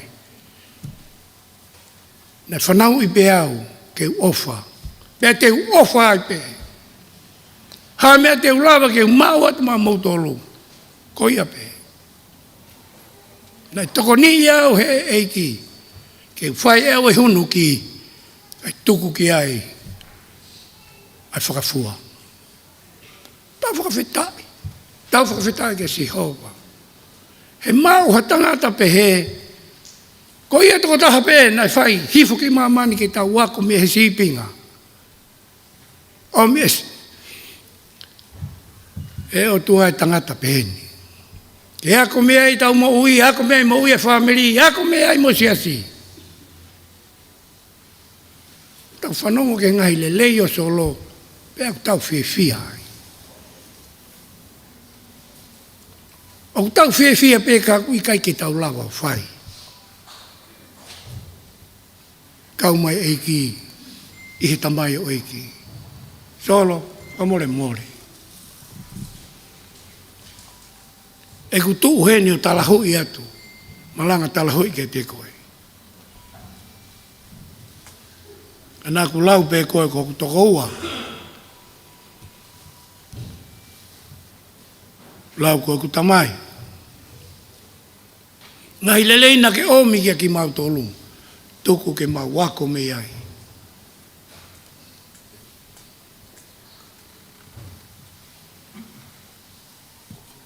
Whanau, witou, whangamokopuna.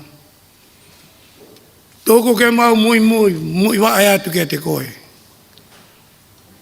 Hiki peho, su pe tuku ke, mau whenga ke mau hua tohe, su e apo. Nai whenga whanau ke nau tui e su o solo. Tala mahi ni ehi nei kai hao. Tala mahi ni ik fulahi. Ka nai tui e tu peia pe toi toho mai o se hao peia. Kai maa lohi, ai pui a vika mo mea he whanau. Ko mea ko si he ai, ke na woki uta. Ke mui wae, e mea nai tō e solo. Katauangi. Ka inga afa mui, ka whameri mui siasi. Tau kaua, patau. Sio ki he, ako nake a sisu. Ka whaiha o whakaafe, o te ke omi hataha. Te ke toi whetongi aki a ene ofa. Sio ki he peito ko o kui kai ke aha mea te pire. Sio ka ki nau tolu ko kunau si whainga tāia. Sio ke atala. E whakamahu inga. Ai fola. O tau whanongu ki ai he ahoni. Tauangi. E kau mai o tua ai fola. Ma oni ku tau wako mea he ahoni. Koe uhi. Koe tā si pinga. Ai tamai au eiki koe ni tau heini he ahoni. Wa whai tamai. Alo pe moe lau maari mao ne oni.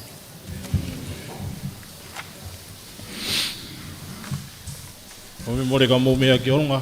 Ke whapapau e tau tui. Ke tau lau whakataha pe. Ai affirmation of faith. We believe in one God. Maker of heaven and earth, more than seen and unseen.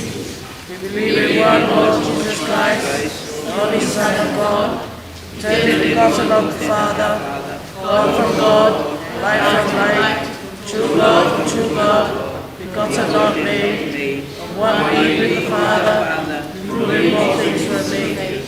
For us and for our salvation, He came down from heaven, was incarnated of the Holy Spirit, the Virgin Mary, and became fully human. For our sake, He was crucified upon His Pilate. He suffered death, He was buried. He rose again, He ascended into heaven, and is seated at the right hand of the Father. He will come again in glory to judge the living and the dead, and His kingdom will have no end.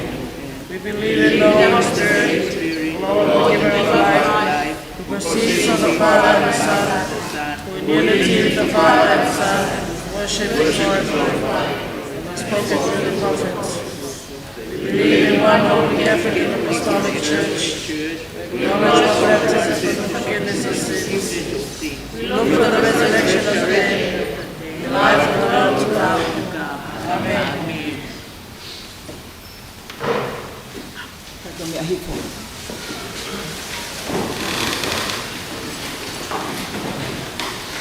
Kita lotu o hufia e la maali o solo pipita tohi. Pehe ke ui tau, whetituki, mo whanau. Pehe si fitu, hoki tohi loto. Let us pray.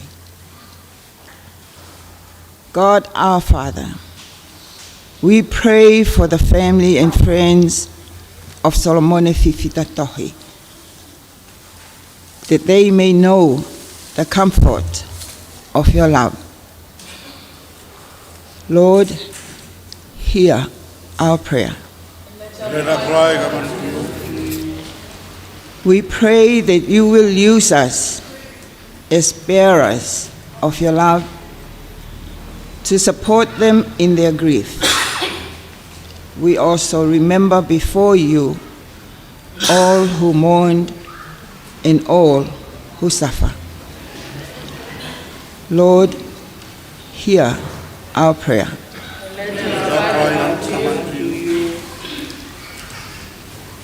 Give us patience and faith in this time of our loss, so that we may come to understand the wonder of your mercy and the mystery of your love. Lord, hear our prayer. Let our cry come unto you.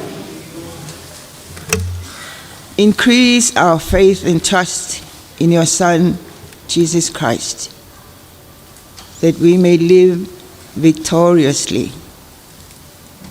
Lord, hear our prayer. Let our cry come unto you.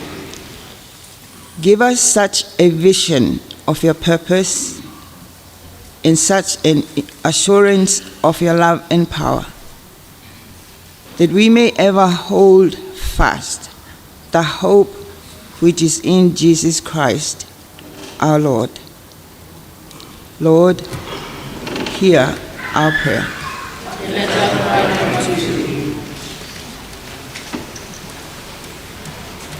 Please stand.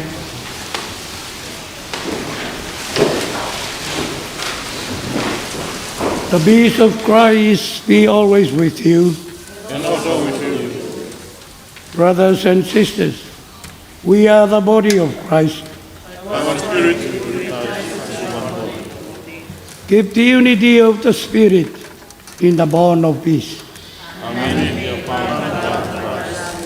Give us the peace of Christ to the person next to you.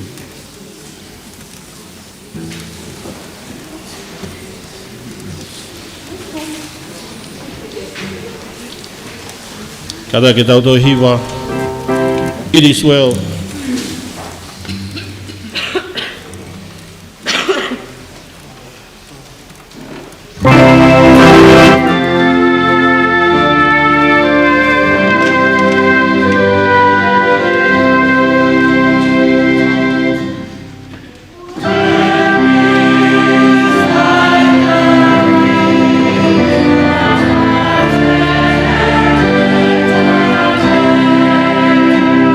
Praise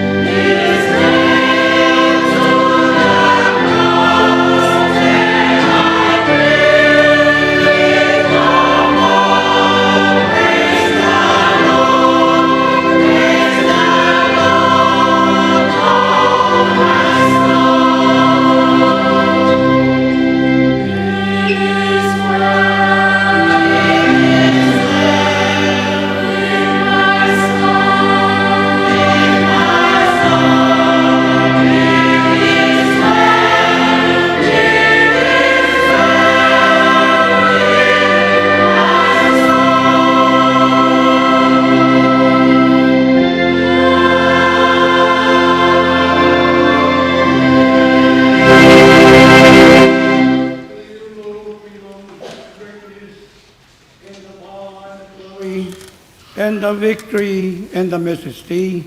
All that is in heaven and earth is yours, not your own we give you. The Lord is here. God's Spirit is with us. Lift up your heart.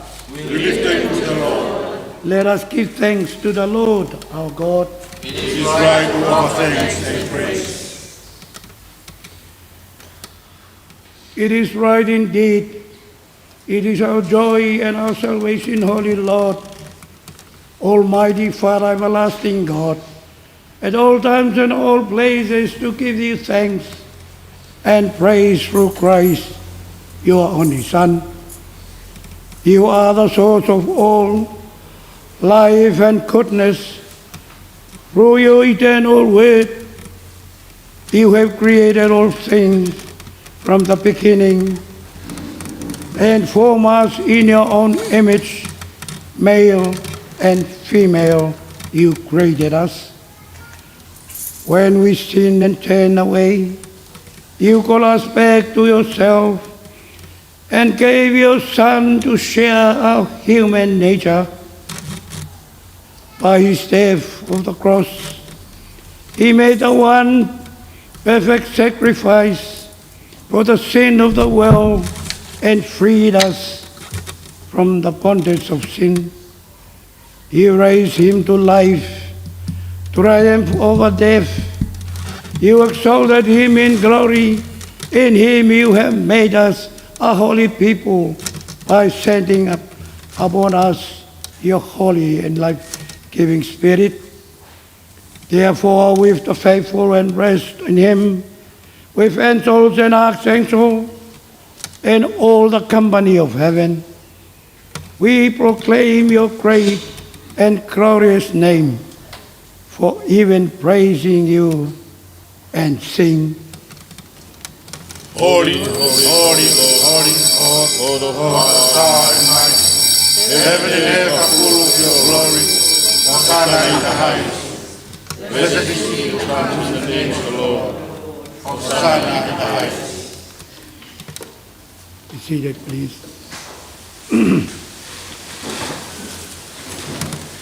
All glory and thanksgiving to you, Holy Father. On the night before he died, your Son, Jesus Christ, took bread.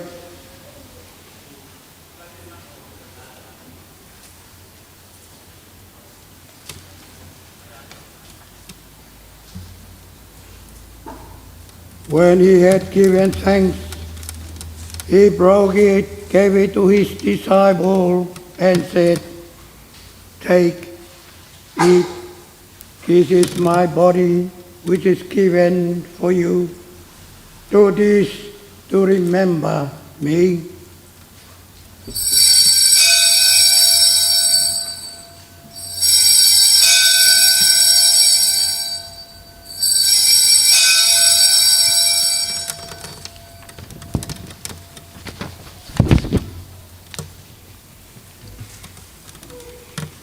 After supper, he took the cup.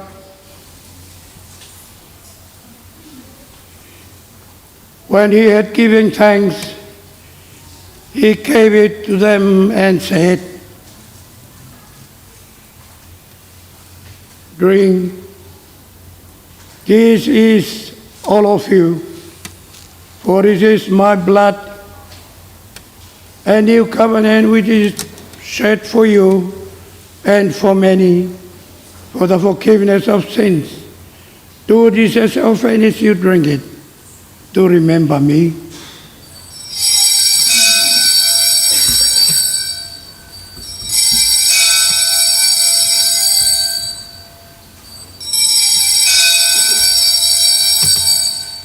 Glory to you, Lord Christ. Your death is fulfilled. Your resurrection we proclaim.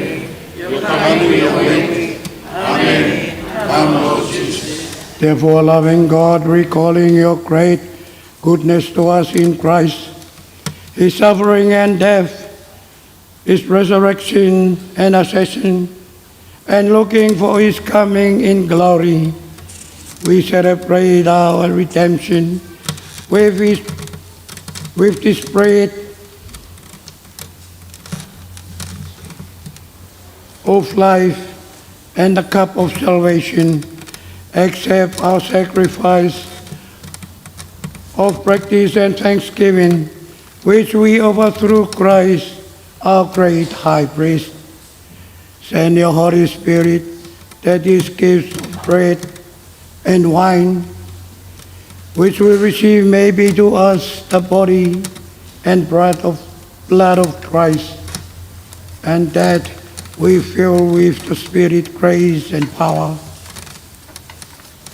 may be renewed for the service of your kingdom, united in Christ with all who stand before you. In earth and in heaven, we worship you, O God, in song of everlasting praise. Blessing, honor, and glory be yours, here and everywhere, now and forever. Amen. As Christ teaches us, we pray. Our Father in heaven,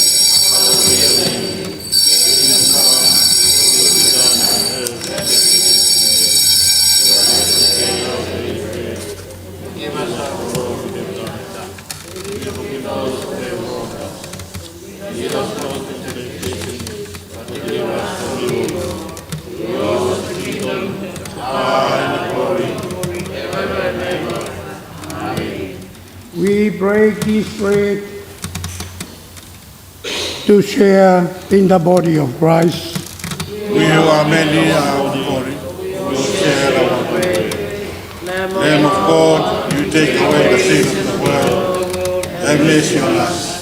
Lamb of God, you take away the sin of the world, have mercy on us. Lamb of God, you take away the sin of the world, grant us your peace. Draw near and receive the body and blood of our Lord, Savior Jesus Christ, in remembrance that he died for us. Let us feed on him in our hearts by faith with thanksgiving.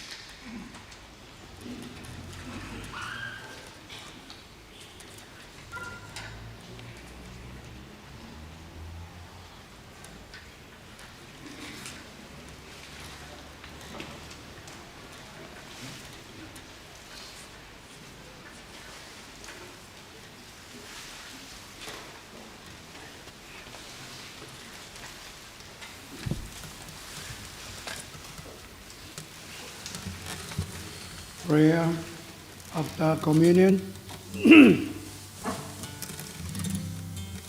Almighty God, giver of all good things, we thank you for the feeding us with the spiritual food of the precious body and blood of our Savior Jesus Christ. We thank you for your love and care in assuring us of your gift of eternal life and uniting us with the blessing company of all faithful people.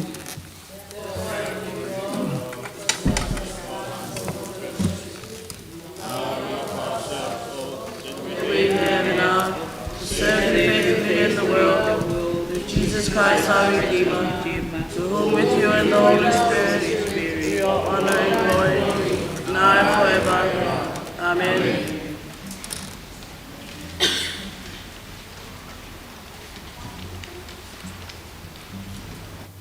Kata ke mo mea ke tau him whatutuku. Ako korat ke kau whata. Rotonga e himi ko ni. Tau whae ke heka ke tau whaos. Ki ono ap mau. Malo. Ke tau hiwa. Jesus is steadily calling you home. Calling today. Calling today.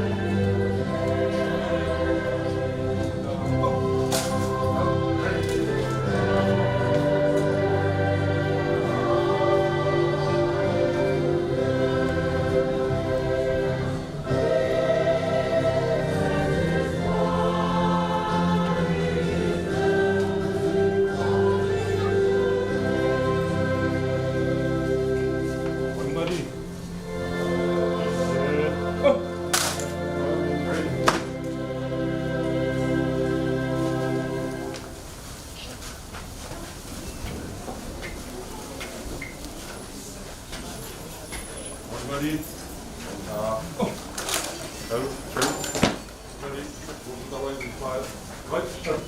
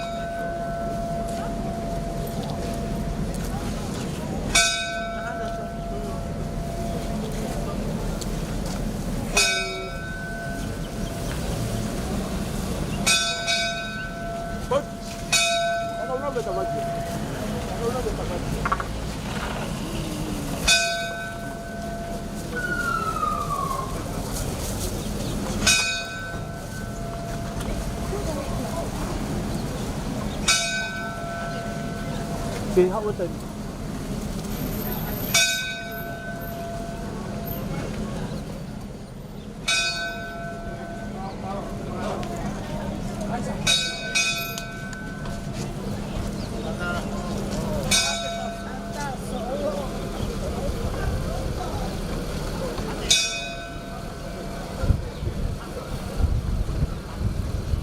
Ke au osbet pori tupa hopu.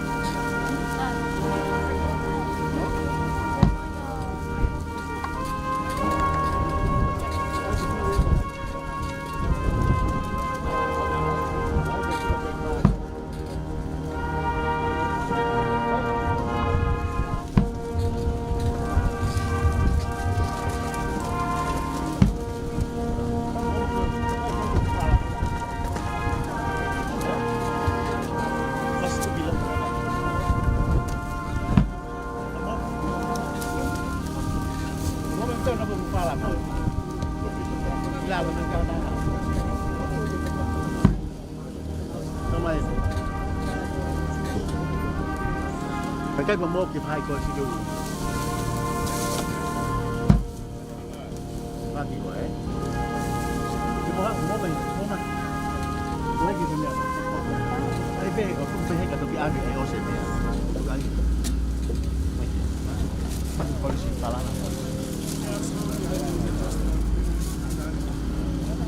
Cái cả mô mà tăng tuổi, mô thì là sẽ là tăng tuổi.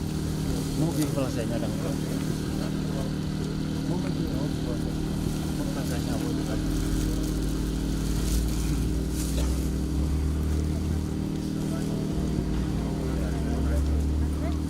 Lima. Dia baru.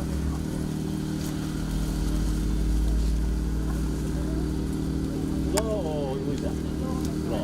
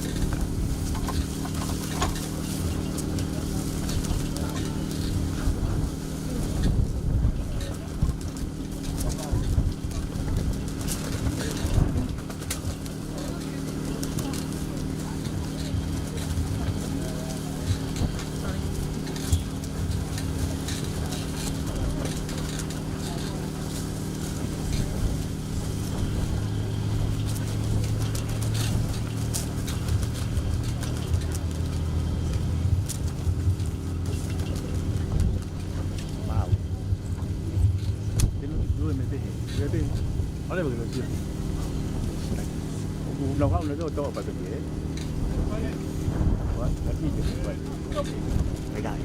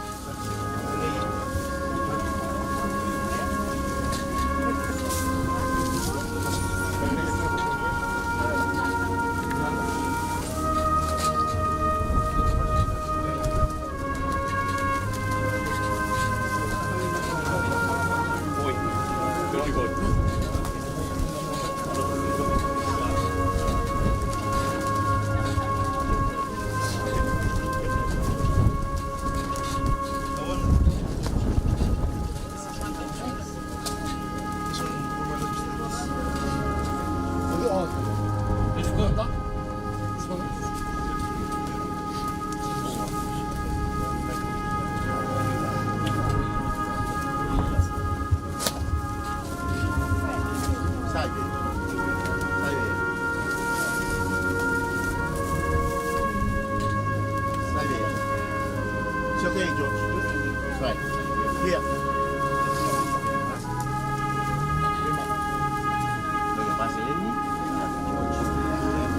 Other side. ADM George. Side. Rápido, rápido.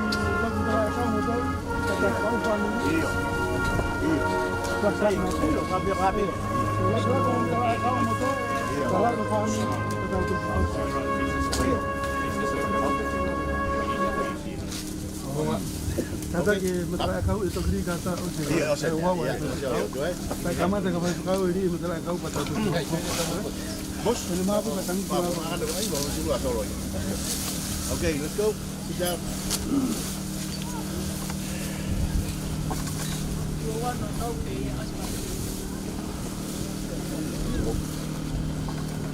Kita wako atu, yo no te rio, solo mo de fifita tauhi. Kita uhiva, mohara kuma toro kuma fasia, panovo kiere o tau ui. Tau abha monga ako me te au, pete mo ilo ai pe, ai pie mari e.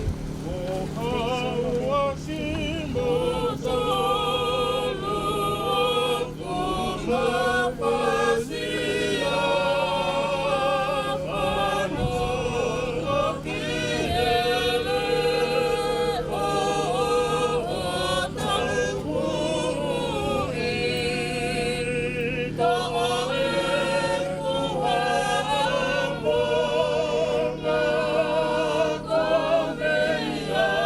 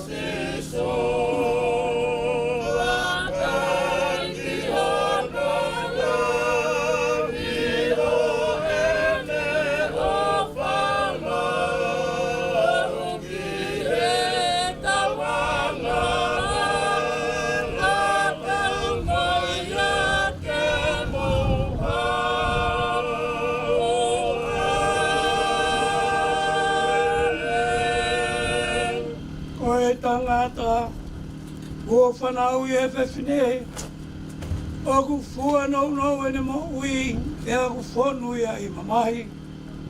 O ku tuku poa ke ia, pe tōsi hifo, o hange hawhisi a kau. O ku puna ia o hange, ko haata, pe a aku i kai tō mau. I e lolo tonga o e mo ui, o tau i he mate pe a ko khai, mo e awhiona eiki, te mau kumi mai ai ai toko ni. Pe a ku maa oni i ho hou kau, ko e ui ko e mau ngahi anga hala. Kai o ai eiki, ko e o tua maa oni la. E eiki maafi la. Ko e whakama ui maa oni, mo alo pala. O ana ke tuku ange, aki mau tolu ki ngahi mamahi, ko na oe mate tai ngata. O ku ke a whio i eiki ai ngahi mea fufu, i o mau loto, o ana tae o ngoi e a wafonga alofa, ai mau lotu, ka ke whakahau, aki mau tolu e eiki maani o la. E au tua maafi la, ko e whakamaui maani o ni mo ala of, ko e whakamau a ngongo le lei, mo tai ngat, o ana ke tōku aki mau tolu, ke mau hingai, mea te koe, ia mau hoa ki mui, i e ngai mamahi, o e mate. Ko e mea i e whanau i a eiki, ngaro eiki, i e ne alo whalai i ko awe, ki a te ia e lau maari e o tau kāinga, o whina ko alo, ko i au tau tuku ange, hono sino i e whanua, ko e kere ki e kere, ko e fuefu ki e fuefu, ko e fu ki e fu. I e amanaki le lei, o ku mo oni mo pau, ai toi tu e mo i tangata, i a sisu kalaisi ko mau e, ai a tene whakafo ou, o tau sino kowin, o whakatatau ia, ki e sino nau, i e malo i ko ia, ai a kone mawhai ai, i whamalo la, whamola loai, ai ngai mea kotoa pē ki a te ia. Te o ngoi ale o me he vani o pē ki a te au. Tohi. O kono ia a talo me heni ai peki au peki ai e ki. Io, o pē lau mari e. O hi ke nau mana lo me he nau ngawe. E o tua mafi. O koe pē o ke whakamau ia ngai lau mari o ki nau tolu. O alu e ki. Ka koe ke whakanofo i e whiawhia, o merino e lau maari o ka kaitui. Ki o nau whakahawhi me ka venga o ka kano, o mau whawhetai whakamātu ato ki a te koe. Ko hi ko le lei ki a te koe ke whakahawhi mau kāingani, me ngahi mala, o mama ko mini. Pea ko mau kore atu. Ke le lei ki a te koe i o anga o whalahi, ke la vai ai lau au ka kai ko whili. Ka ke whakawawe o pure anga, ko i ke mau atu ki nau tolu, ka mo ki mau tolu ko toa pē, ko alu e tui mo oni, i o wafa mau toni. Ke mau hao mo whiawhia, ke sino mo lau maari e, i o nau tangata, i a sisu kalaisi ko mau eki, ameni. E o tua alo ofa, ko tamai o mau eki ko sisu kalaisi. Aia koe toi tuu moi mo ui. Pea koe au tui ki a te ia e mo ui pe ia o ka pau e mate. Pea koe au mo ui mo tui ki a te ia e i kai mate ta ingata ia. Pea koe ani aka nakii, aki mau tolu i ene apostolo maa oni ko Santa Paula. Ke oa na mau mamahi, koe uhi ko ki nau tolu mo he. O hange koe ni ikehe, o kuikai hanau amanaki lelei. O mau kole i hanga vai ki a te koe e tamai. Ke whokotu hake a ki mau tolu mehe mate o e anga hala ke mo ui maa oni. Ko uhi o ka mau ka alu i mo uini. Ke mau malolo ia te ia o hange ko mau amanaki lelei ko mau ka ingani. Ia i he toi tu ulahi e aho whakamui e ilo at mau tolu ke mau lelei i ho ao. Ia ke mau mau ai tāpua ki ko ia. Aia e whakaha e ho alo ofe ina kia te kinau tolu ko toa pe o ku ofa o manawahe kia te ia o pehe. Hao a ki mau tolu ko i whanau monu ia a e tika mai o mao ai pule anga na e teu mo mau tolu talo me he kamata anga o mamani. Tika mai alo ofa o mau kore kia te koe. Tuku ke mau mau eni i e sisu kalaisi o mau kuhui. Amen. Kāna ki tau iwa tuku. Tuku ke ua pe, ke te koe sisu, ke whapufua i o alofa. Ko hui ke hao me mama kovini, ke hoko i o wha, ko malolo anga. Tuku ke ua pe, ki a te koe sisu.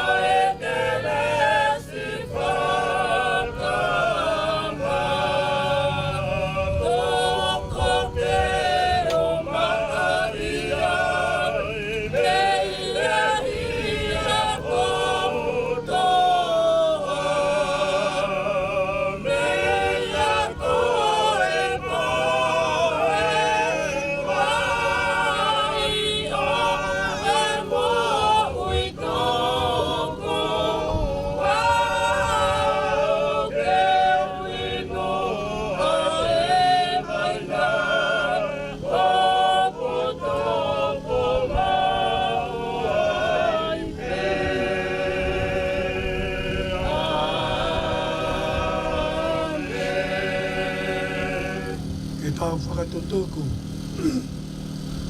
Ka taha poa ke atua mak. Ka mai pēa moe ar. Pēa moe lau maari e maani on. No foi e te ki mātolu. Si lau maari e o e pekia. Te moki mātolu ko toa pēa i tai peni. Pēa tai ngata. E te mōtolu a eki. O ala te ki māpani. E marino.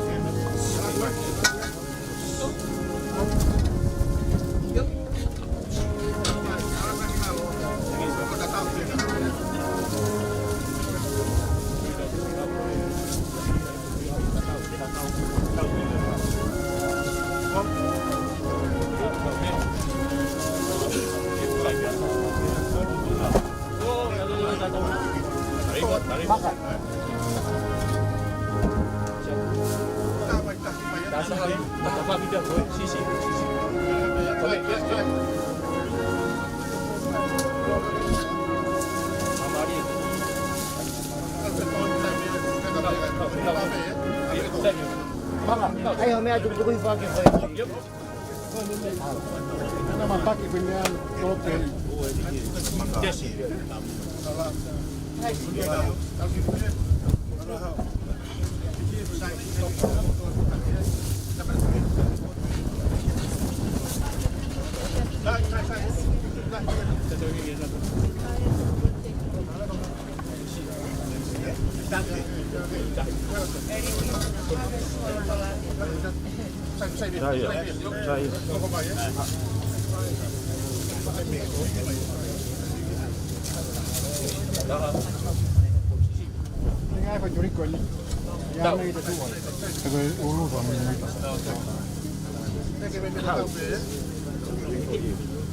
No, look on last.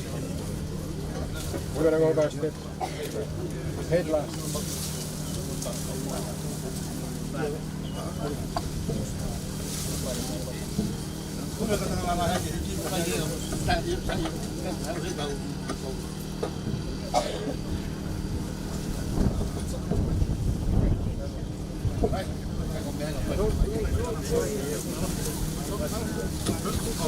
Hey, what's that?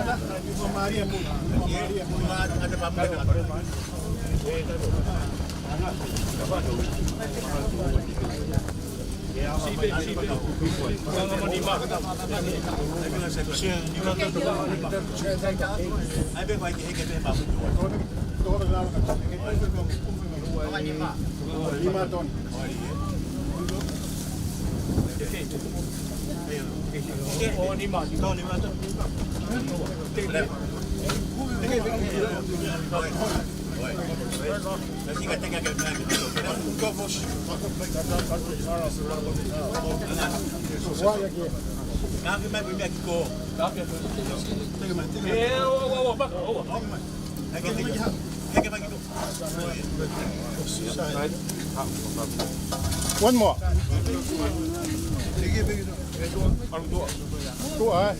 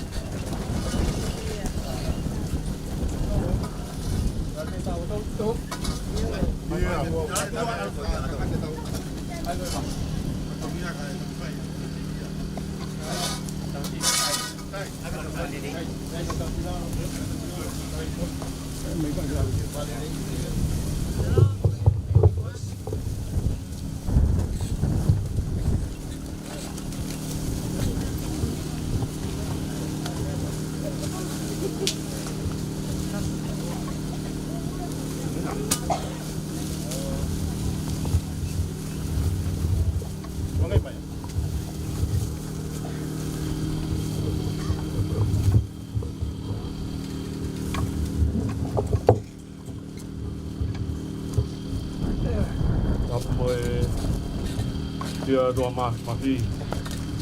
Lo tau lo tongai. Kap mo mana mo pa na hoi. Apa tu tiga kama amatabu ni. Kap ke ngai puef o kama ni utatok. Ke malai takau love.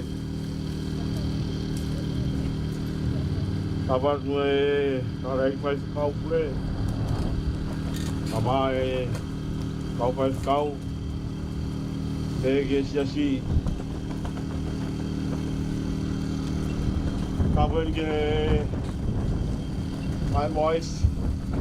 Pagkai polis siapa Degi kita dol. Lama mai kan pun ngawe kita dekat atau dia yang koi. Kau utara mo kapu katabu. Kau bukan saya kemari tu ni saya tu yang malo. Kau tahu pasta ya tu masih. Kau ni tu kumai kita tahu mai alan.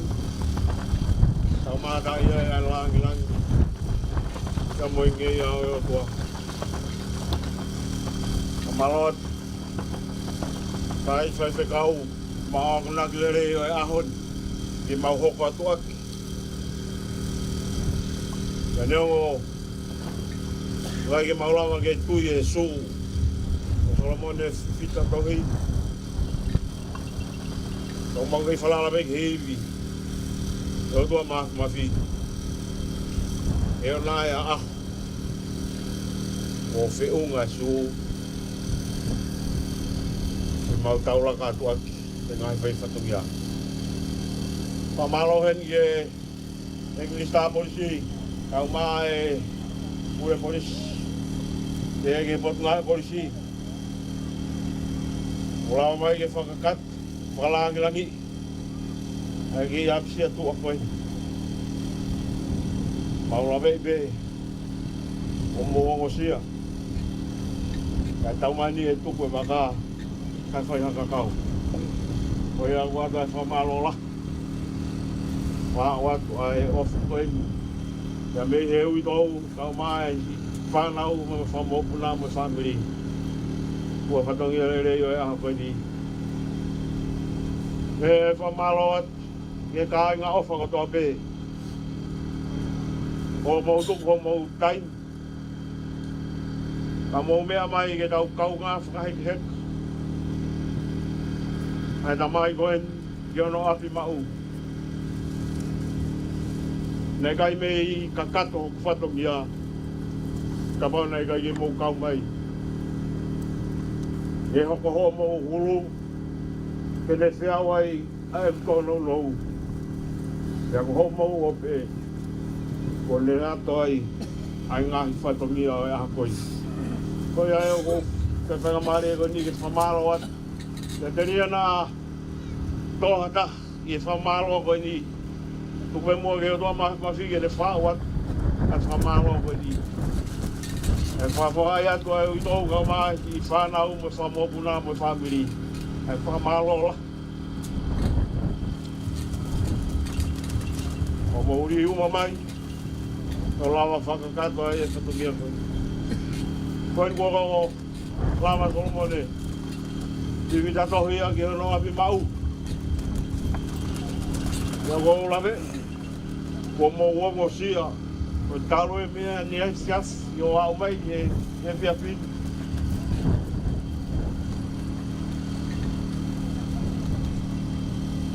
O mo fua whatongia. Ko iau kore at. Ospeni tau mātuku ai pe. Kore at ke sia si. Whainga maari e, a whairotu, a pongi pe, whairotu pe taha pe a tau lama ai. Ma more at, tau kai ha tōra lounou e fua whatongia koe di, uke uwhanga at, te kaweinga o e aho, koe o whape, koe ena e mohu ati e tamai o eiki koe. Kanga toa mawhi kene, whai o mou tāpo e ki nā, Walahi o mauiwi, o atai mo crash whiunga, noi ka ngai patongi au ho. Mea pongpongina me mo ka hauna. E vere malanga ta tawat.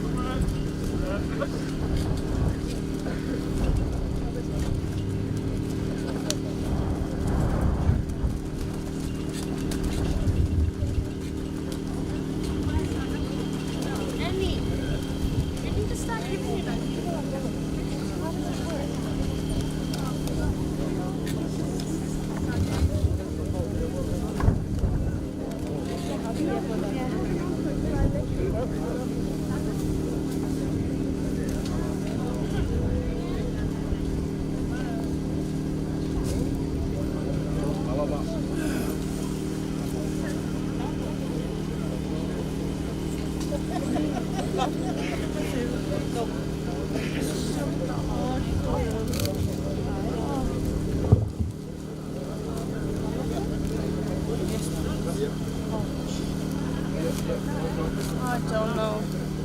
You kind of have to stand in an area where you're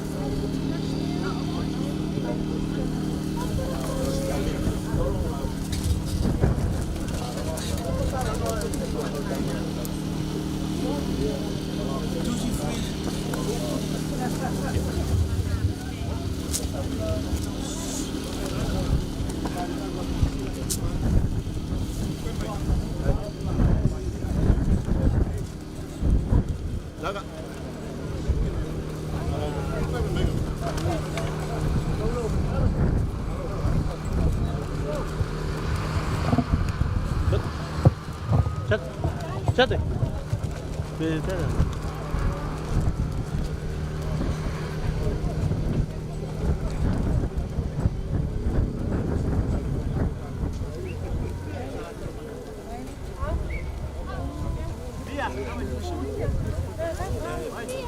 How do you catch everyone? Sassy. Cái mau. Cái mau mau.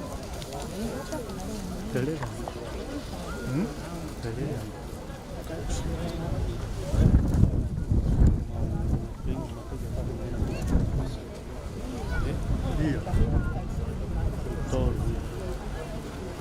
Kau tak kau tak motor kau nak mau fok apa mau fok waktu kai pe pun mau ke tu fat.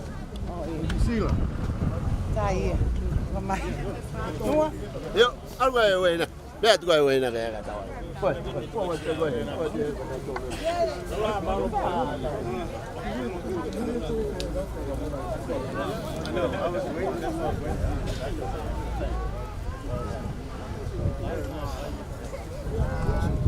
Apa? Mau makan tahu?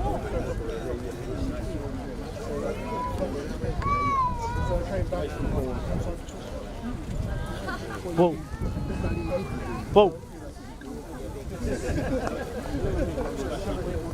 Vô.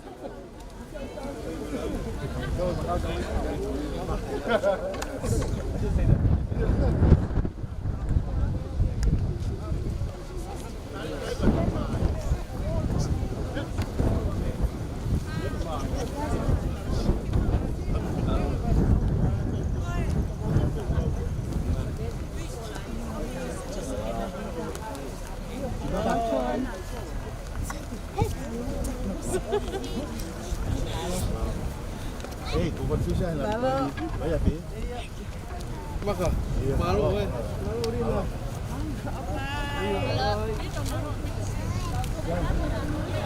Halo makan. Koi beli bang. Đâu ta? Anh có ta được từ cô mấy nào mà được cái tầm cuối. Cái gì mà?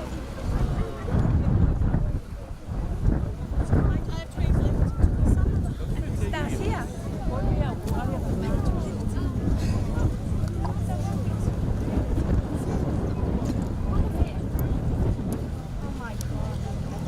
Bà rồi. Con.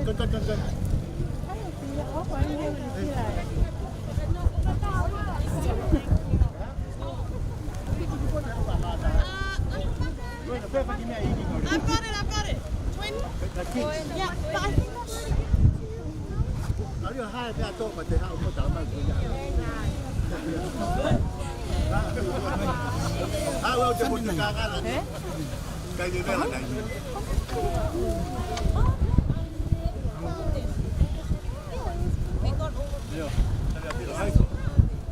Ui, cái hoa hoa. Cái cá nó sao không mồm nè. À,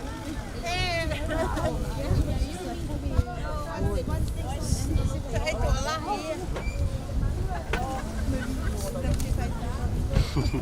Nhiều sẽ bị đau tô nhiều mấy đau tô.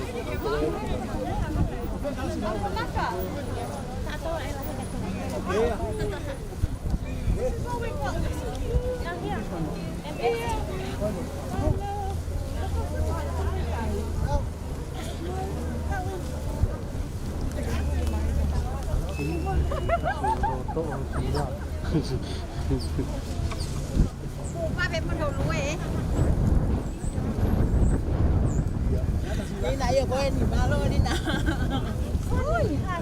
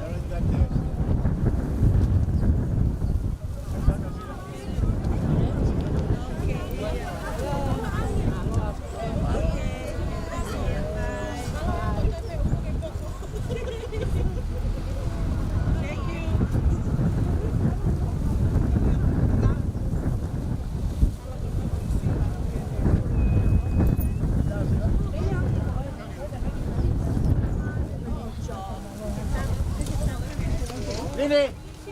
Vini! Kom aan.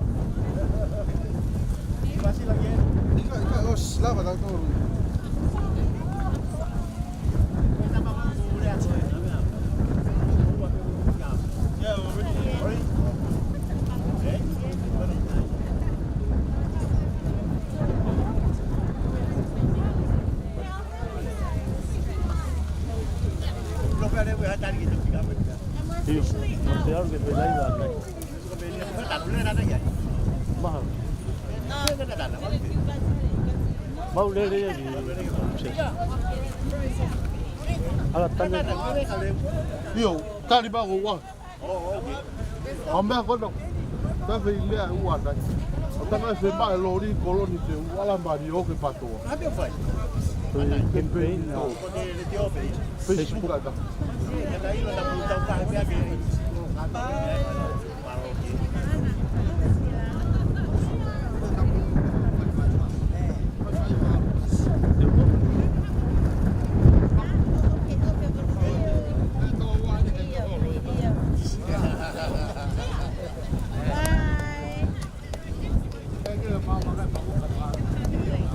Wow.